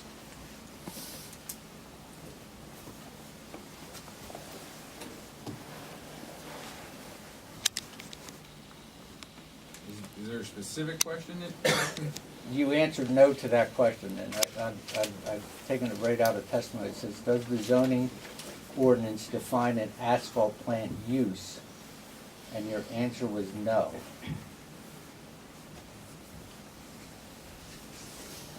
And your question is, can he tell us I want him to why? explain why it's a no answer. Why doesn't the zoning ordinance define an asphalt plant use? Are you able to answer that question? Well, he answered no. I would suspect he But could, he didn't draft or adopt the ordinance. but he answered no. He answered that it doesn't define it. That's correct. So I just want to know why it doesn't define it. I just wanted an explanation, a short explanation. I think that's outside the scope of this witness. I agree. Sustained. Okay. As part of the zoning application, the lease was attached between Hanson and Pearson. Are you familiar with that lease at all? I am not. I have a copy of the lease, but I just want to ask you about one statement, two statements that were made in that lease. Hanson and Pearson agree that it says aggregate used for the manufacture of hot mixed asphalt or ready mixed concrete. Doesn't that define the use in the zoning ordinance as a manufacturing process for asphalt? Objection, the language in the lease has nothing to do with the interpretations under the zoning ordinance and certainly beyond the expertise of this witness, and this witness testified that he's not familiar with the term of the lease. Yeah, I don't understand where you're going with the question. Well, Mr. in Sullivan. other words, H12 defines manufacturing in the zoning ordinance. The question is asphalt a manufacturing process or not? Ask him that. Is asphalt a manufacturing process or not? In my opinion, asphalt is not a manufacturing process. I'm gonna object to this witness testifying as to what is or what is not an asphalt plant, given the fact that he's testified previously that he's not experienced in quarrying as a professional engineer and or the production of asphalt. Hold on, the question's been asked and it's been answered. This witness has been qualified as an expert in the field of engineering and great familiarity with zoning ordinances. That's all been testified to. He's rendered his opinion, others can render theirs, but. He has not been produced or qualified as an expert in the quarrying business, and the question was with respect to what an asphalt plant falls under. And he's not qualified to answer that, based upon his own testimony at prior hearings. No, the question was whether or not, in his opinion, the production of asphalt constitutes manufacturing or is a manufacturing use under that zoning ordinance, and he rendered his opinion as no. I'm gonna overrule the objection from the township, and I'm gonna allow him to answer it. Well, the zoning hearing board can give it the weight necessary. He is an engineer, he's a professional engineer, he's qualified to give certain opinions, certainly regarding some zoning issues. So he can give his opinion. That doesn't mean it's a definitive legal determination. Mr. McNair, I'm sorry, I was trying to get in, I'm not gonna ask you to revisit your ruling. I just wanna state for the record that I'm thoroughly confused now about what this witness has been qualified for. I thought just 10 minutes ago that this witness was not qualified as an expert in understanding ordinances, and now I'm hearing from counsel that he is qualified as an expert in interpreting ordinances. He's giving an opinion, his opinion as to whether or not this qualifies as a manufacturing operation. He wasn't specifically asked for a legal determination as to whether or not this constitutes manufacturing under the East Rockhill Township zoning ordinance. I understand. There's a distinction there. Okay. And my question still stands. In the lease, Hanson and Pearson agree that this is a manufacturing process, and you state it is not a manufacturing process. Why is your statement more authoritative than two companies that have been in the manufacturing of asphalt for the past 100 years each? All right, that's objectionable. Move on to another section.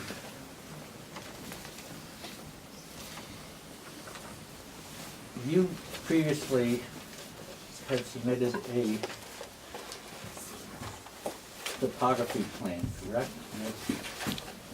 with the original zoning application, you submitted 2 pages showing the topography of the site. Do you remember that? With the original application, I did submit 2 sheets that have been superseded by Exhibit A9. Do you have those plans with you that you can refer to?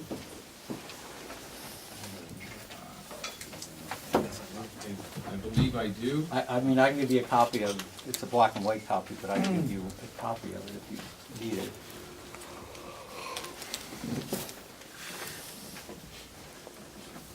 You're referring to a portion of the zoning hearing board application, The correct? original zoning application submitted in January of 2018. There were 2 pages, pages 1 and 2, and they were termed the zoning permit plan site overall.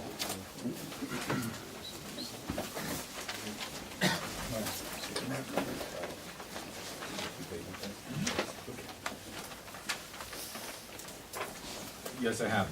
Okay. And I'm not going to rehash Mr. Freed, but Mr. Freed asked you about the aerial topography that was done in the year, all right, let me go back to my question. I believe it was in the year 2000, is that correct? December the 4th, 2000. That is what is noted on our plans, correct? You have made no changes to that topography from 2000, correct? This plan is accurate to how it was in the year 2000.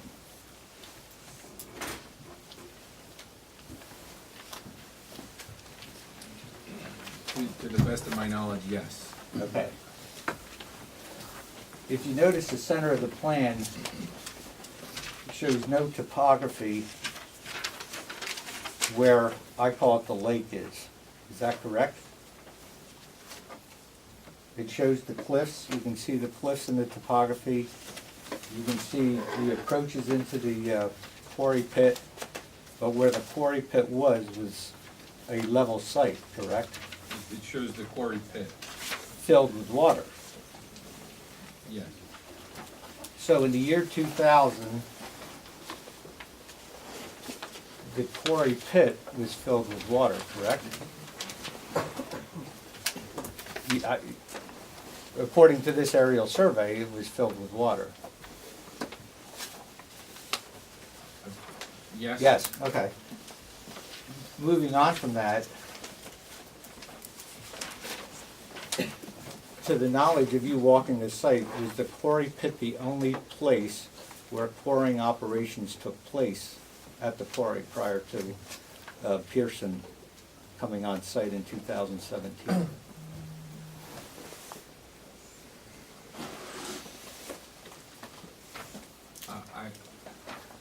The question is wasn't the quarrying activity done in that pit when there was quarrying operations taking place? The area of quarrying Yes. is limited to the area defined by the plans, which are the limit of mining area as shown on these plans. But did you see any excavation, removal of stone in any area except where the pit is? What year are you referring to? This topo plan was done in 2000.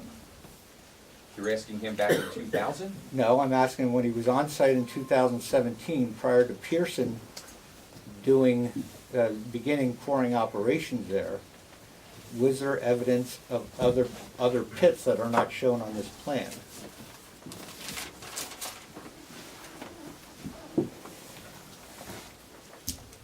I really In other don't know words, that. this plan was accurate when you were there in 2017. You felt that, I felt that this was an accurate topography of the conditions. okay. You're familiar that Hanson has received permits from DEP based upon an ongoing quarrying operation at that site until 2017, when Pearson arrived, correct? I'm familiar with it, yes. The question is, if this pit was filled with water, where was 500 tons of stone taken out each year from the year 2000 to 2017? Objection, this witness has testified that he wasn't involved in this property back in the year 2000 through when he got involved in 2017 to prepare these plans, so I'm not sure how he could answer those So questions. the objection is lack of personal knowledge. Do you have any personal knowledge to answer that, to be able to answer that question? I do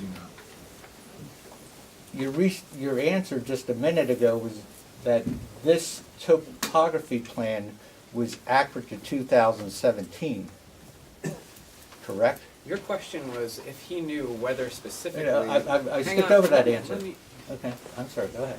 You didn't skip over it. You're still asking the same line of questioning. So your question was if he knew where specifically this 500 tons was removed between 2000 and 2017 per year.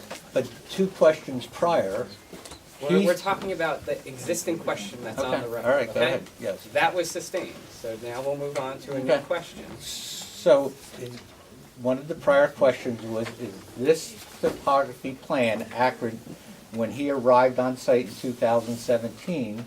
And I believe Mr. Hume said it was accurate. Correct. In 17 years of 500 tons a year is 8,500 tons of stone. Either the plan in 2017 is not accurate, the topo plan is not accurate, or there was no removal of stone. Well, you can make that argument. But you have to So- ask a question. So the question is, where did the stone come from that Hanson has stated that took the 500 tons a year from? You asked that, and he doesn't have any personal knowledge. But what my question is the plan wrong in 2017? Was it wrong in 2000? Do you have any knowledge of why the inconsistencies? Objection, there's been no testimony of inconsistencies. And there's been no testimony from Hanson in these proceedings. I understand that. My There will question- be testimony from Hanson when we get through this witness, because our next witness will be from Hanson, and I got maybe it. he's a more appropriate person to ask that question to. And I possibly will ask that again. The question is Mr. Hume stated that this topo plan was accurate as of 2017. The ordinance requires a topography be provided for the site. Correct.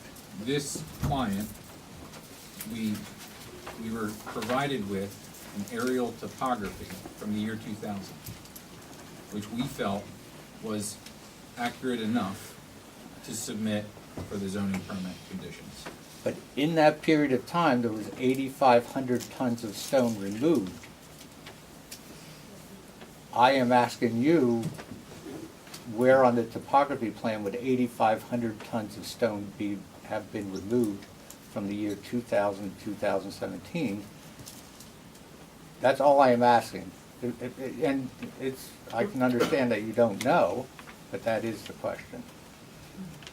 I do not have personal knowledge of that. Okay, I think I'm almost done. So now we can get on to the Hanson.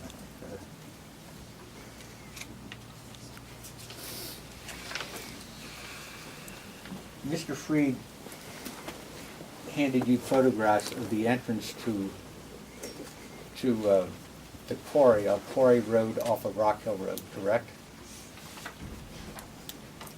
I believe you're referring to Exhibit R1? Correct. Yes. You now know the location of where those pictures were taken, correct? The general area. Okay. If you turn to the zoning map, which is on page 1 of 8,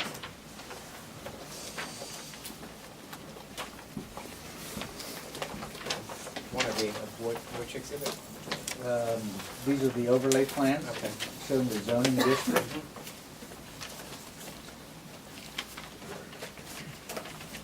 Is that parcel in the extraction district or in the approved DEP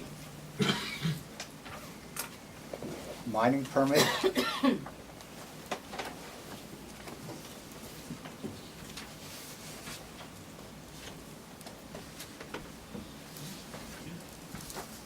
you look at your page, I'm sorry, I'll bounce around here a little bit, but if you look at your page 1 of 10,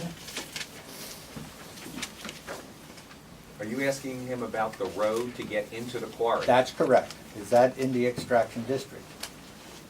And you can refer to his zoning plan on page 1 of 8, and you can also refer to his page 1 of 10 of the A9 exhibit.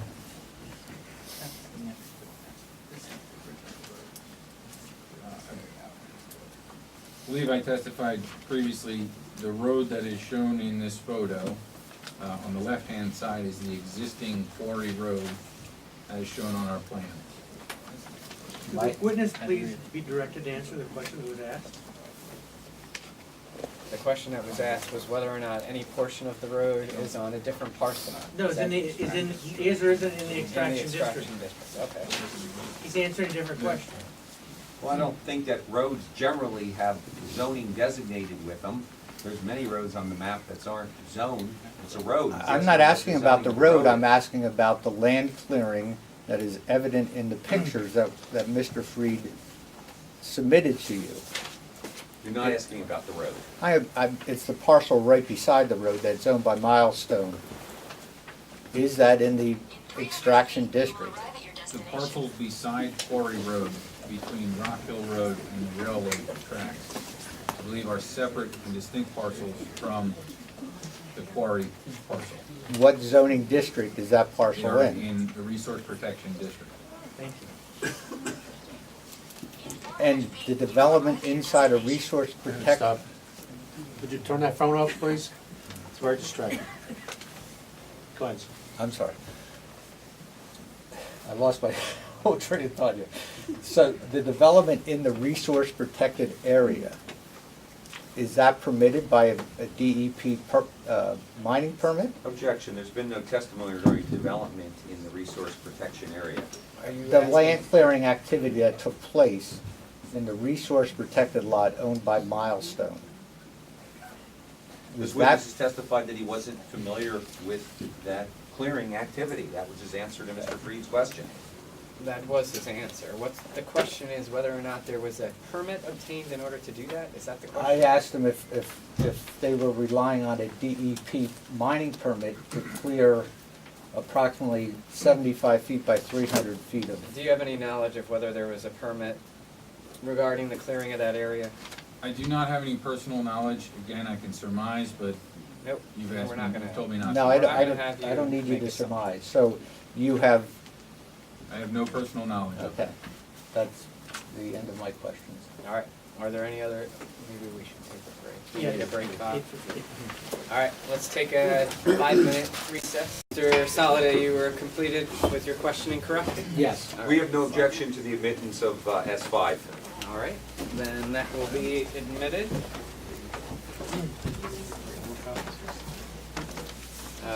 Do you need copies? Yeah, you have more copies? Do you have additional copies of that? That's the DER, DEP inspection report. And I believe this was Oh, that's, I left that behind. thank you. This is S5? Solid. I spelled out the whole word. Mr. McNair, I was not gonna move R1 in at this time. Okay. Because it wasn't. I have it noted on my exhibit list as not moved. Right. Okay. At some point, if you have someone who can Right, authenticate. right, exactly. All right. Are there any other parties who wish to perform cross-examination at this time? Yes, sir. Come forward.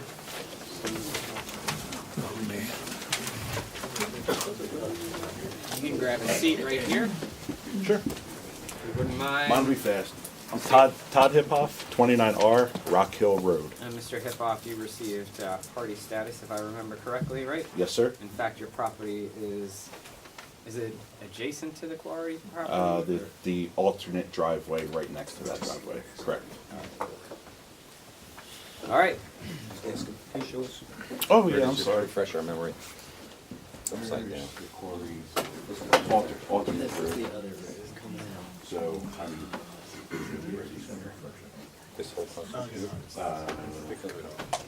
That the parcels aren't depicted right Oh, out here. okay. What's that? Oh, it's in Richland Township? Yeah. Oh, so you're over here in the white.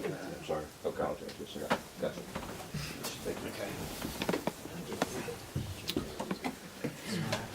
A couple Okay. quick questions.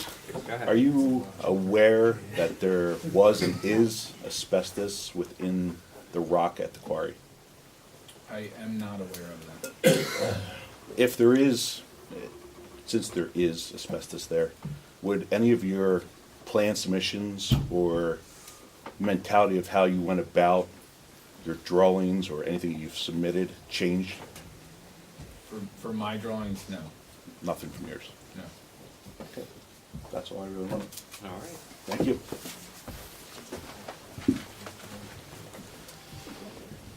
Okay, any other individuals who have cross-examination for this witness? Any other parties? There's still people coming in the door. Again, one last announcement. Are there any other individuals who have achieved party status who have questions for this particular witness?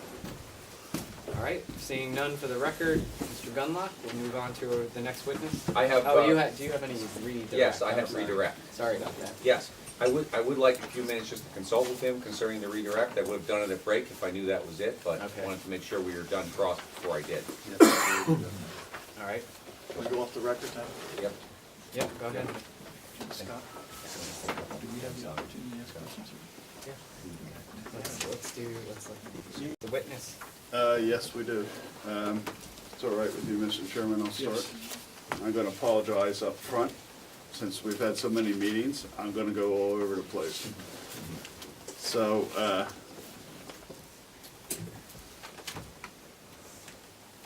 back in July, we talked about a couple things. When you go to A9, sheet 3 of 10, note 4 states that the drain and basin pit goes north or south to Quakertown or Sarsville. I believe it does drain to the Quakertown swamp area. I believe that was brought up before, but I'd like your confirmation on the drainage pattern.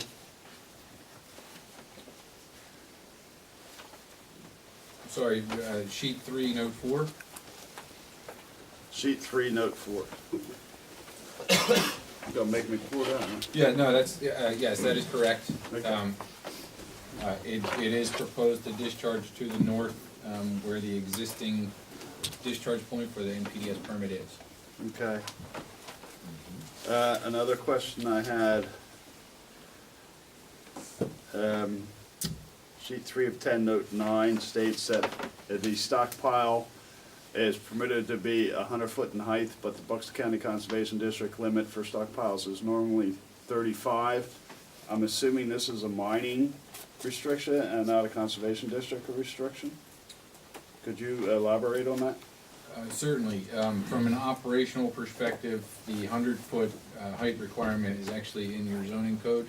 I believe I referenced it with Mr. Soliday. I want to say section H12, item 2C2. C2. C2, Okay. I believe allows the 100-foot requirement. The DEP or Conservation District might limit a 35-foot topsoil stockpile during construction. And typically that's for an NPDS requirement. This might be considered something different again in zoning. Okay. Sheet 10 of 10, your fence does not encompass the entire site. Could you elaborate why it does not encompass the entire site again, please?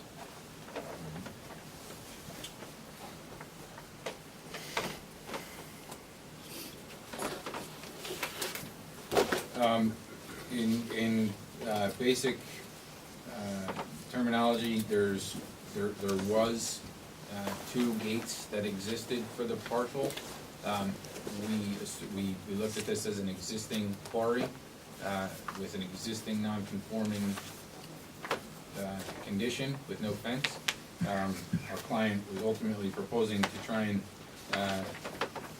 secure the area from both access points along Quarry Road to ultimately evaluate it as a safety as best as possible.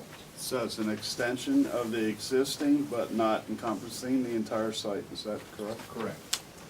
And I believe the requirement for this type of an operation is 10 foot, and you're only suggesting a 6 foot, is that correct? That is correct. Could you explain why?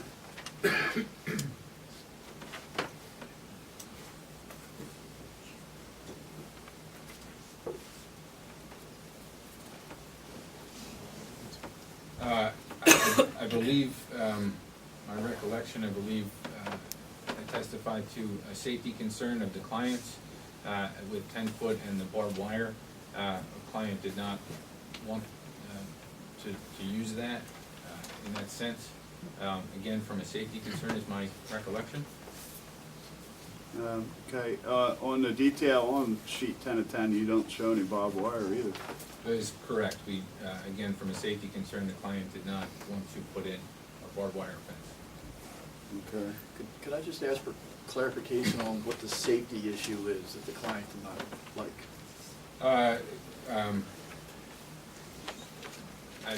This is going back a while.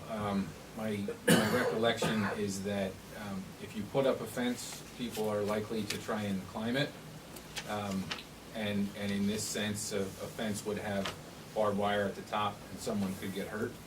My recollection again is that it's an existing quarry that is not fenced. The client, I believe, ultimately has other quarries that are not fenced, and or this is an acceptable condition. Okay. Sorry, go ahead. As I said, I'm going to jump around a bit. Note 3 on page 1 of 10 references a boundary representation indicating a previous asphalt plant. I have in notes here a hot mix plant dated May 1973. Do you have a copy of this previous boundary survey that shows that? Or was that just the outbounds? Are you referring to plan reference number 3? Yes. Yes, I have copies of those sheets. Okay, I haven't seen them, have you? I could have missed them. Do you have extra copies that you could present to the board? I don't have them with me. The intent here was to consolidate that information on the one set of plans. Is that something we can request that he submit? At the next meeting, is that something that you can present to us, or have presented to us?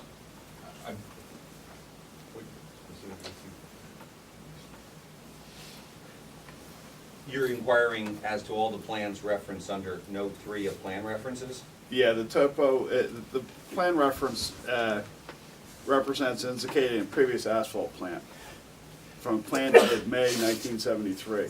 I'm looking to see a copy of that plan dated May 1973 showing the asphalt plant.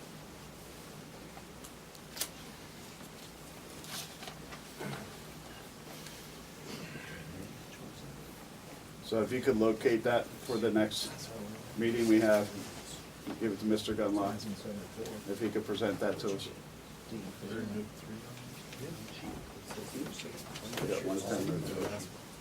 Just for clarity, all sheets or just that one sheet? Just one that shows the asphalt plant. Yeah.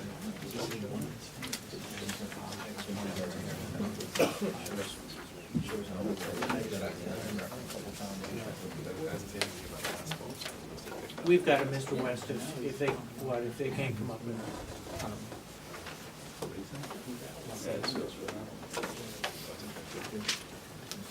There was some discussion earlier about the existing well, and all wells have permits, and I know it's probably past your expertise in what you were hired to do, but is it possible to get a copy of the permit, the depth and the use? I believe so.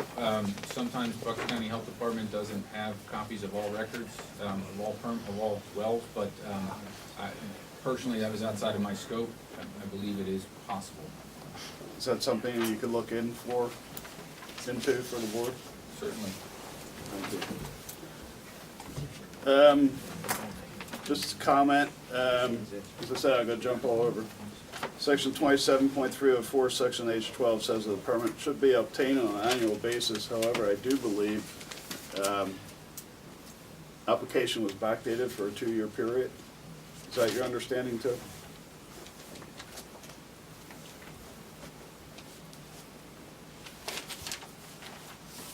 My recollection, I don't have the plans in front of me, but my recollection is yes, it was backdated prior to my involvement. Okay, yeah, it's part of the book of the permit application. So you agree with what you submitted, that they were back then? Okay. Again, I didn't have that in front of me. My recollection, if I could take a moment.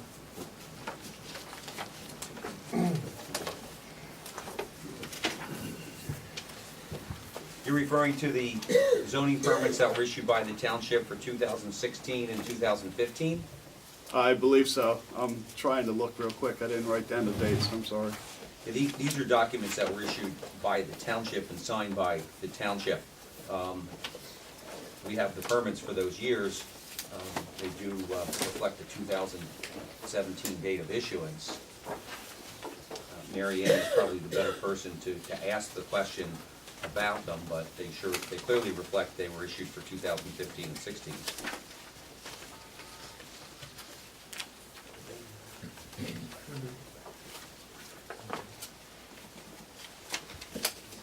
And when was the one for 2016 issued? And 2015 issued? Based upon what I'm reviewing, the zoning permit was issued February 1st, 2017. Okay. And February 1st, 2017 for both 2015 and 16. All right, so I may have used wrong terminology, but that's backdated for me. Okay. You're using, just for clarification, you turned backdated to mean the date of issuance was after the year of the permit. Yes. Okay.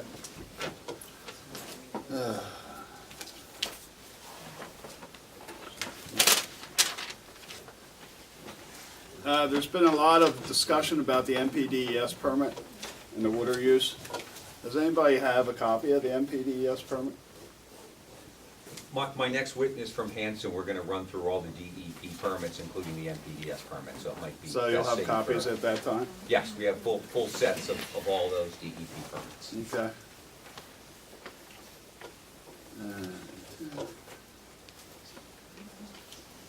We needed a copy of the report. We got that now?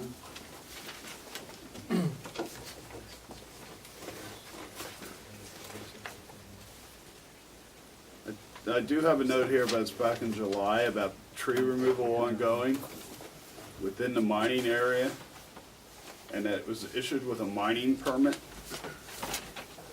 Does that make sense? Did I incorrectly remember this? I'm not specifically sure what you're recalling. If trees were removed within the mining permit, I believe my reference may have been towards that was allowed under the mining permit. Okay, that's what I've written down. So there was a mining permit. The active mining permit allows you to remove trees to keep the mining operation moving forward. Is that correct? Yes. Okay.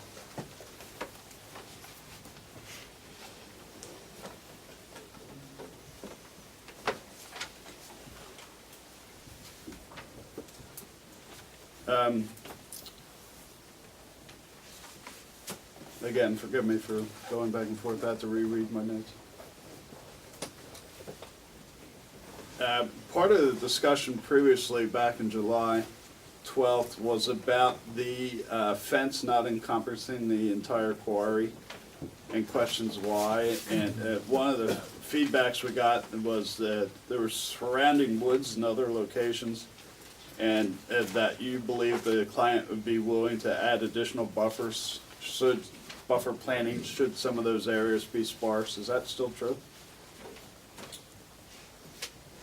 I believe the area you're referring to is, as you come in Quarry Road to the south, and I believe that is still true.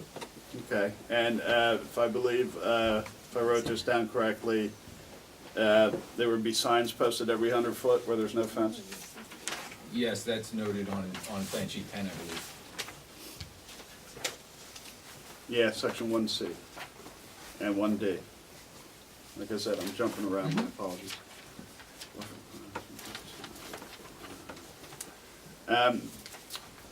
Earlier, there was pictures given that weren't submitted, so I don't know if I can reference them, but it was the Quarry Road and where some additional work, quote unquote, was done. I'm a little bit confused. Both entrances leading into the quarry operation are called Quarry Road, and they both go to Rockhill Road. So, could somebody straighten me out and tell me, were we looking at the northern entrance or the northwestern entrance on those photos as given to us in R1? Do you know? Since I'm asking you the question. Again, I reviewed those photos, I have a guess, but I would refer that to the. Can I defer my provided the question photos. over here? He can't answer you. Okay. But they're going to introduce a witness who I believe is going to be able to testify regarding where that was taken from and authenticate the photo. Okay. But I think for the record, we can confirm that the main entrance to the quarry is off of North Rockhill Road. Which is on the western side. Northwestern side of the property. Right here. Okay. That'd be over to the northwest and not up to the north. That section of Correct. the road, if I recall correctly, was abandoned. We're no longer used, maybe the proper turn at this time. A portion of Quarry Road was, yes. Okay.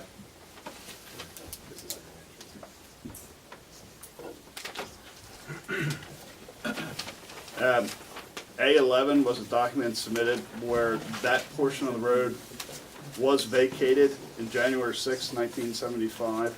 So if I would have read all my notes, I would have answered my own question. The silo height and construction. It's my understanding the silo height's between 70 and 74 feet in height. That's what I wrote down. My recollection is that's what I testified to, yes. And it was discussed that a building permit would be needed to put that there. I don't know the discussion you're referring to. Come on, it was only back in July. Keep that in mind, that's my understanding that a building permit would be required if it's approved.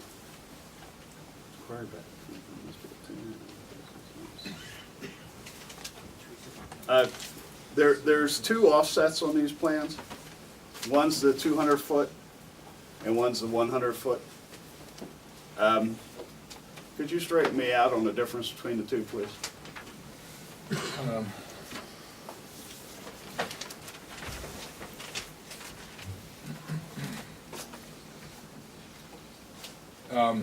It might be best to reference the zoning code, section H12, items 2B. I can't, you took my book.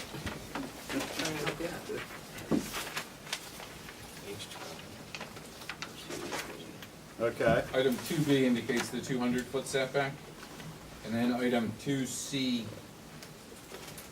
2 references the 100-foot setback. For grading and backfilling occurrences, the 200-foot setback can be reduced to 100 feet. Okay, that's where I get a little bit confused, and so correct me. 200 feet is for the quarry wall or storage area or processing. 100 feet is for basically stockpiling. The last sentence, stockpile shall not exceed 100 feet in height. So not be closer than 100 feet in any district boundary line, any lot line, or any street right of way, and stockpiles shall not exceed 100 feet. So if I understand this correctly, you can do the crushing within 200 feet, but you can only do the stockpile within 100 feet of the offset. This is grading and backfilling. During grading and backfilling, the setback requirements of code may be reduced to half. So it's grading and backfilling, that can be 100 feet. Stockpiles shall not exceed 100 feet in height. That's not the setback. So the top of the stockpile, the way I interpret this, is the top of the stockpile can be 100 feet from the boundary. provided it is no more than 100 feet in height, and therefore the stockpile can actually go to the boundary line. So that would be at a 1-to-1 slope.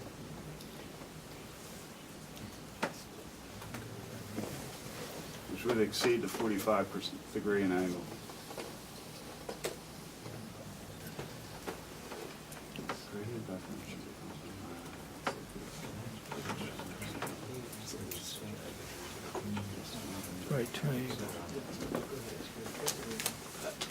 Could you explain, we have the zoning regulation right here in front of us. Can you explain how you got that interpretation? Certainly.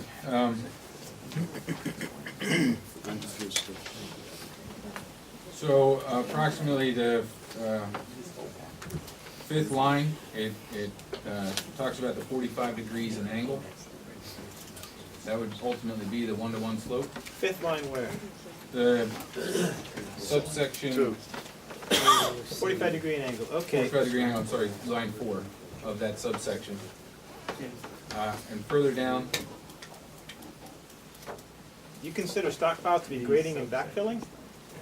As indicated in the last sentence of that same section. That only says the height.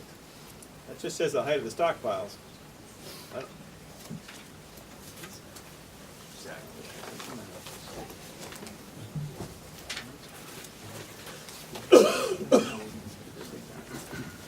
We go back to 2B, it says setbacks. No excavation, quarry wall, storage, or area in which processing is conducted shall be located within 200 feet of any lot line, 200 feet of any street right of way, or within 200 feet of any residential or agricultural, district boundary line.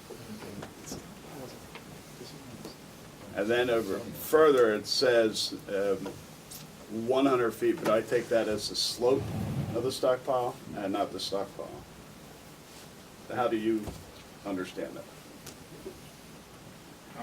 Again, the way I interpret that section, so that the top of the graded slope shall not be closer than 100 feet of any district boundary line, any lot line, or any street right-of-way.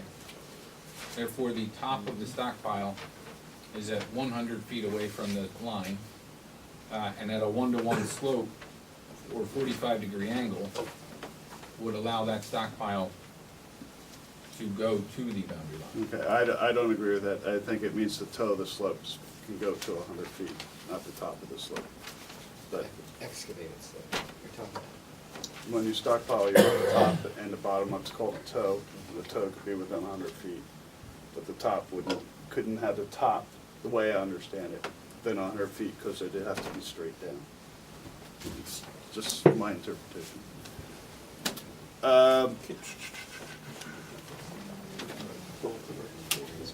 Yeah, could we go off the record for just a moment, please? Thank you. Just clarify one more point for the setbacks and the stockpiles. No, we're totally confused, so please do. Again,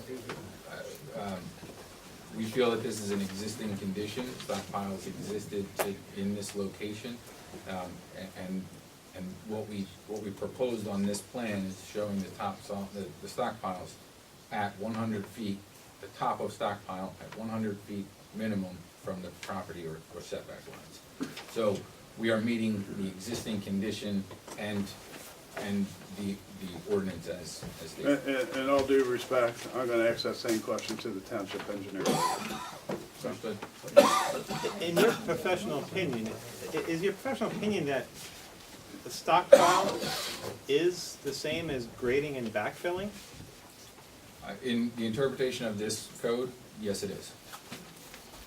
Then why didn't they use the same term instead of using 3 different terms?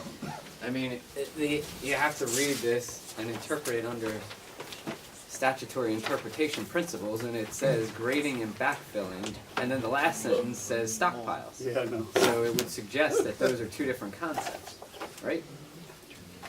I think there's some ambiguity in the way that the code was written. Okay. So you don't agree that the grading and backfilling relates to the excavated earth area? You feel that relates to the stockpiling of quarried material.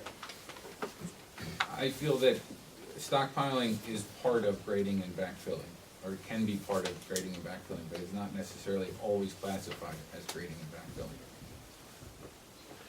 Well, backfilling doesn't relate at all to the quarried material, though, does it? But isn't grading and backfilling more permanent, where stockpiling is temporary and is going to go somewhere? And I think that's the intent of the ordinance in terms of the 100-foot reduction. I'm going to, I've made this objection before with respect to this witness testifying, number one, he just tried to testify as to the intent of the ordinance. I don't think he's been presented as a professional planner. He's presented, to my understanding, as a civil engineer that put together these plans showing the civil plans for the proposed use of the property. And also, But I think we're not interested in his interpretation of our ordinance. We're interested in how he was viewing it when he was putting his testimony together. And I think he can give an opinion as to whether he feels what his plan proposes is compliant. And that's what I feel he's doing. He's giving an opinion as to whether what their proposal is complies with this section. the plan that he's proposed has no 100-foot setback. It has a 200-foot setback pursuant to section 2B of the zoning ordinance, which is the setback that applies. Regardless of, That's true.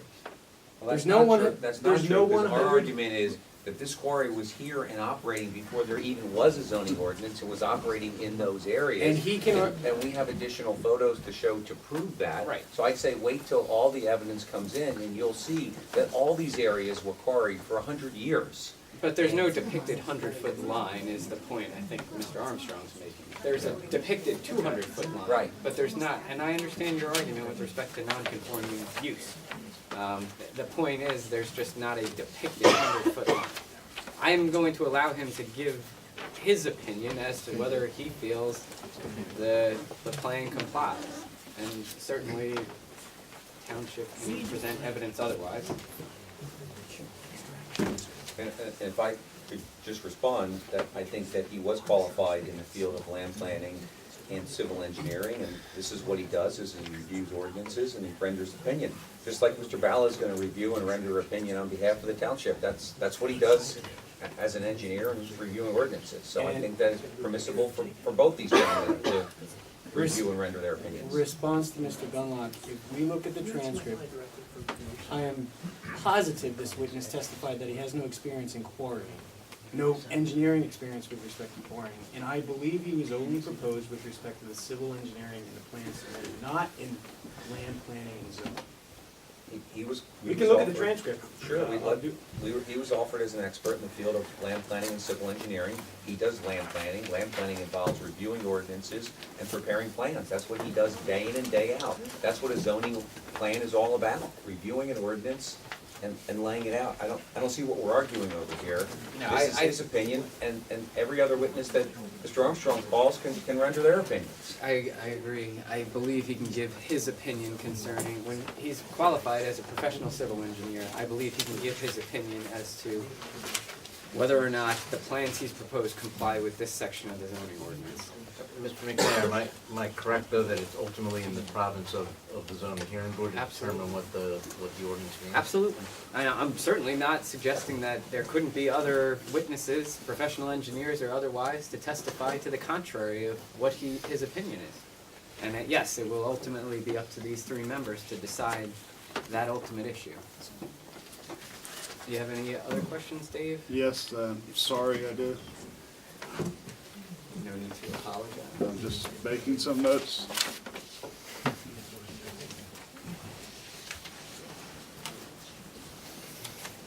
Okay, it's been discussed numerous times about the location of the proposed asphalt and the crusher. And it's been beat to death that basically they're gonna use the same footers that were where the equipment was before, and it's also been said numerous times that it's all mobile. Do these plans represent where it's going to stay all the time, or could they be moved from these locations?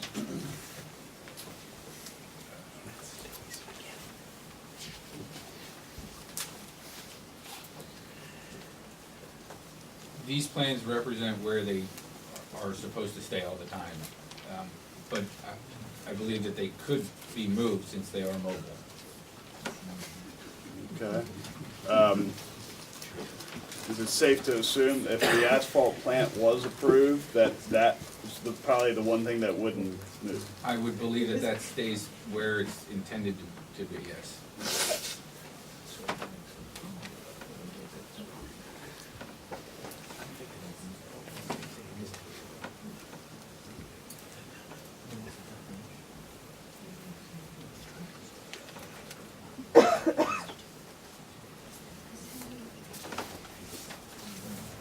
Okay.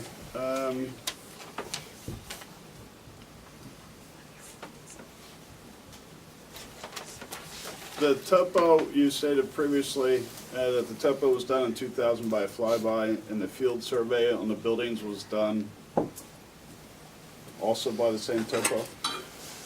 Or did you field verify the locations at a later date? We field verified some of the locations at a later date.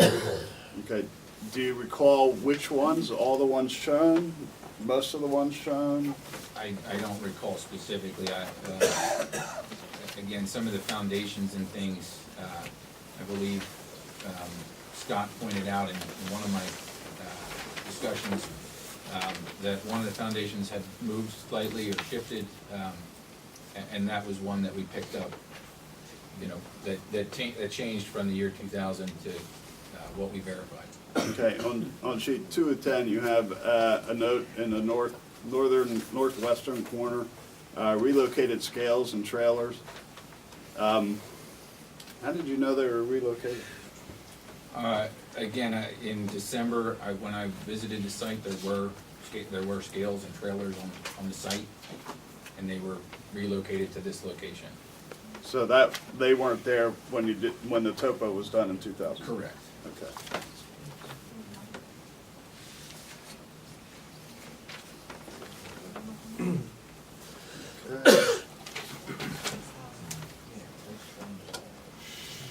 I was going to ask for the DEP report from 1983 that everybody kept on talking about, but they just recently gave us that, so I can cross that out. I have one or two more other things to go over, but I have to find them, so with that, I'd like to turn them over to you, Dave.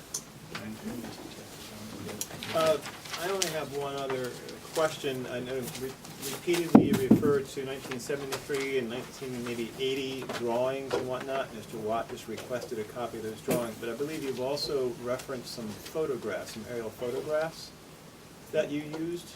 Is that another exhibit that you're going to present to us at some point?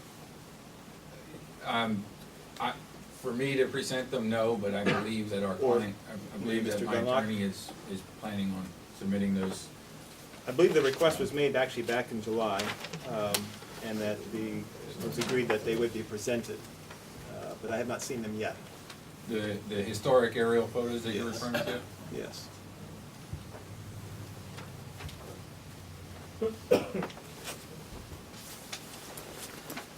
When you say historical area photos, there was a reference by Mr. Humes that his survey crew may have taken some photos when they were out there, and then Mr. Armstrong requested those. Is that what you're asking for? Or historical photos going years back with respect to the property? I just have a note here, so maybe I have the testimony incorrect, but I have a note here that there were some photos, historical photos that were used when you were doing some of your drawings. Yes, we have those, and they'll be coming in under the next witness. Okay, great. Yes. Thanks. Is that all? That's all I have. Okay. Okay, there was testimony given and lots of questions around noise levels. So was it your testimony that you're not a decibel expert, noise level expert, that can answer detailed questions on noise patterns from the site?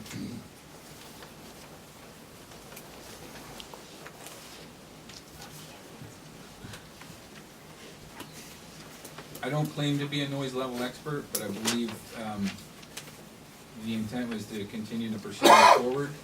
I tried to address a noise level decibel based upon a specific reference that is used in my industry. So again, I don't claim to be a noise level expert, but I have documentation that says typical construction equipment operates Okay. within a range. So if I were to ask, given the decibels of the crusher, let's say it's 64, and that a car passing by is 70, why is it I can hear the crusher at a long distance, but I can't hear the car pass by? If I'm half a mile away, I hear the crusher, I don't hear that car. Why is that?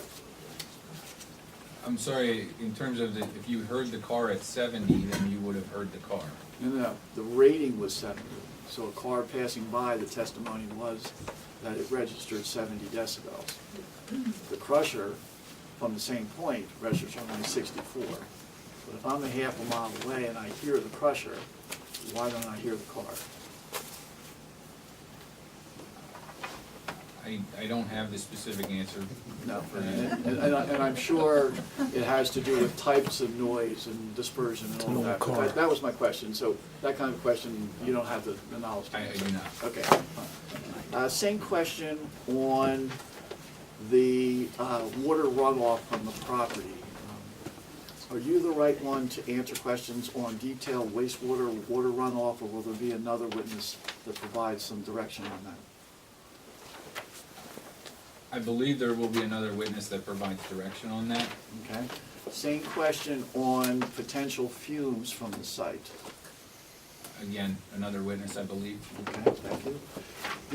The fencing, I believe the number was 2,150 feet of fencing. Yes.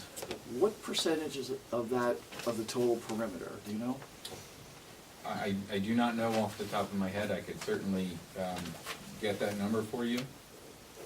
The total perimeter is much larger than the limits of the mining operation. And I was trying to determine, are we at 50% fencing, 20% fencing?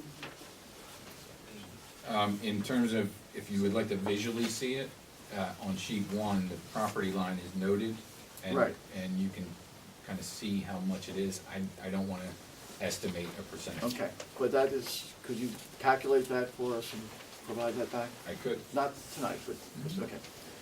There was discussion on, and there was some evidence shown on a silo, and the word silos has been used. Is there going to be more than one silo?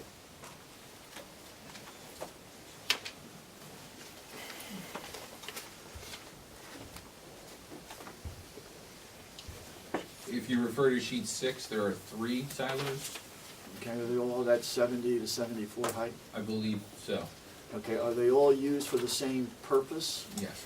So it would be temporary storage of asphalt to fill trucks to pull underneath? Yes.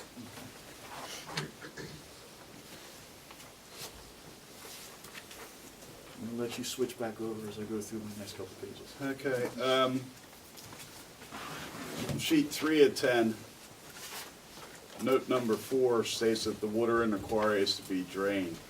And sheet 3 of 10, note number 10 says there's an NPDES permit number PA 0594121 authorizing this dewatering. Is that a current permit? Let me just be clear again on the second note was on sheet. Both on 3 of 10, note 4 states that the water in the quarry pit's going to be drained. Yes. Note 10 states that it's going to be drained in accordance with NPDES permit PA 0594121. I believe the next witness will confirm, but I believe that is an active permit. Okay, so you referenced it, but you're not quite sure. Because I was going to ask for a copy of the permit, because that'll give us more information instead of me going asking these questions. Again, I referenced it because I believe it's an active permit. You will be receiving a copy of the permit with the next witness. Thank you.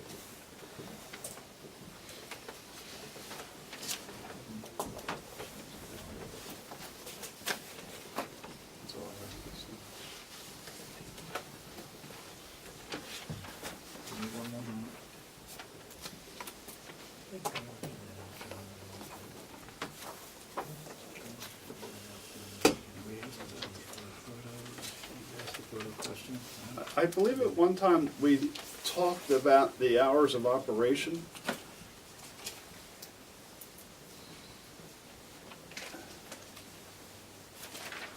Do you recall what those hours were? I'm trying to find it in my notes.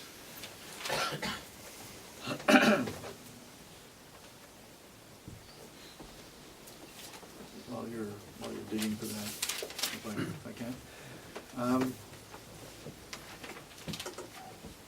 There was a note on one of the drawings, let's see if I can figure it out here, but the number of blasts per day or per week, was that a confirmed number?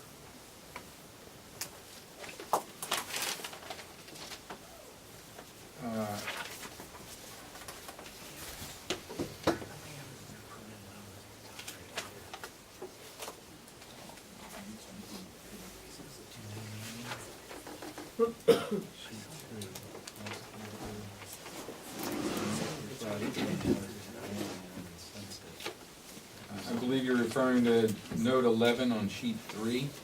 This references blasting is proposed to occur no more than twice per week. Right. I believe that's the note you're referring to. Yes. In terms of confirmed, that's what I found informed of. And it says sunset? In the summertime, that's pretty late. It does say that, yes. Okay. Is there any notification sent out to residents in the area that a blast is going to occur? Any website information that they could seek out, when they're going to occur? That's outside of my scope. I can't answer that. Mr. Gutschall, again, will be able to answer that question. Okay, thank you. I think I'm out of the question. Yeah, I found that we had, previous to Mr. Humes, there was 20 employees. I'm sorry, we had 42 weeks. previous, I missed that, we had previous. To Mr. Humes, when we were talking to Dave Horner, there's 20 employees, 42 weeks of operations, 5 days a week. I cannot find the hours. But I know you, I assume you wouldn't know the hours of operation. Do you? I don't recall specifically the hours. Were they on Saturday too?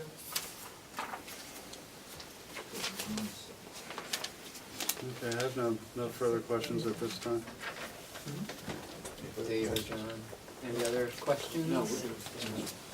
All right, redirect, Mr. Gudlock? Yes. Mr. James, I'm going to ask you a few questions in different groupings of subject matter, and this goes back to your original testimony back in July.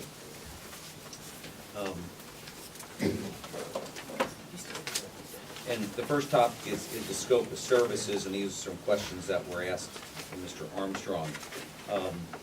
You were initially engaged by Pearson to complete a set of plans to accompany their application for a zoning permit in 2018, correct?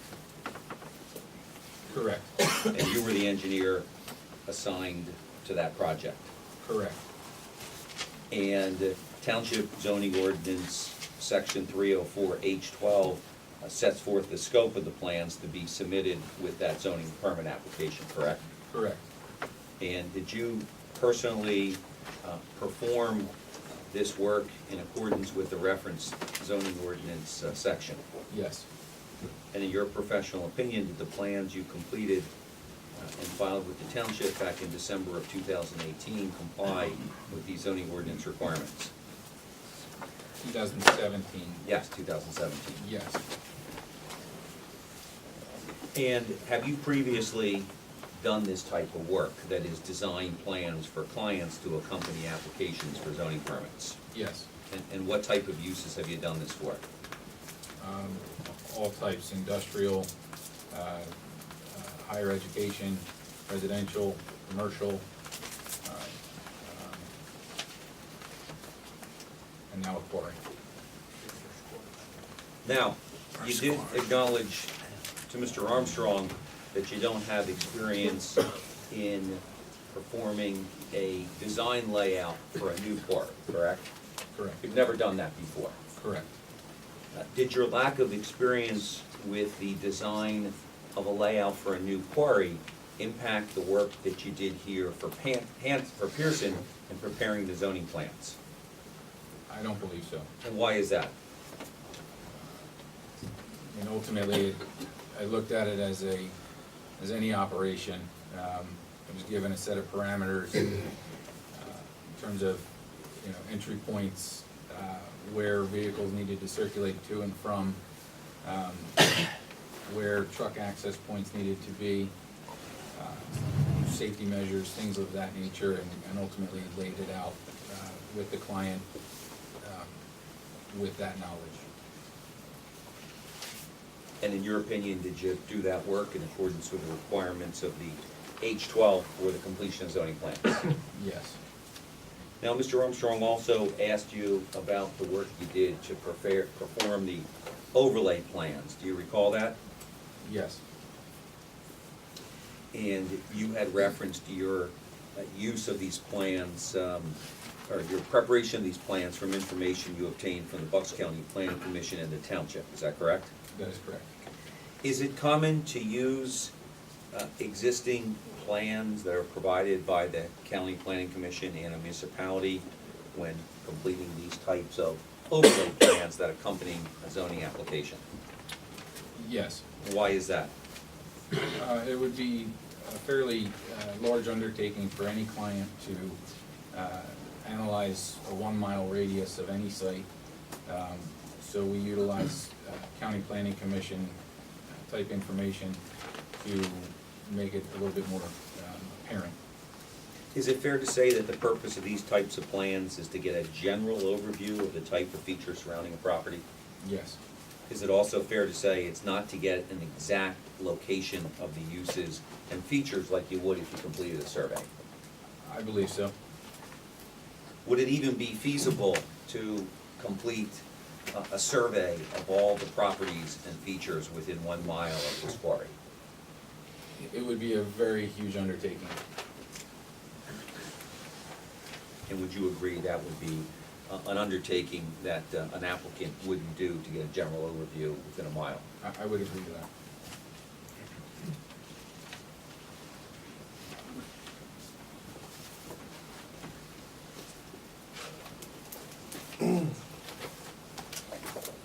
Now, at the last hearing, Attorney Kraft asked you if you had any information as to why some of the quarry operations were being conducted on the northwest corner of the property, which is currently zoned resource protection. Do you recall those questions? I believe so, yes.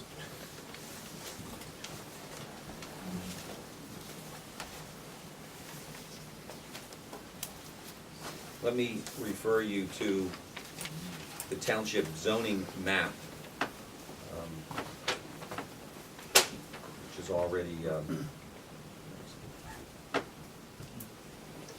been admitted as an exhibit.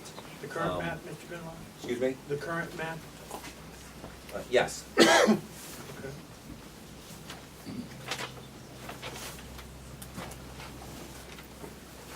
And you recall the area that Mr. Kraft is referring to?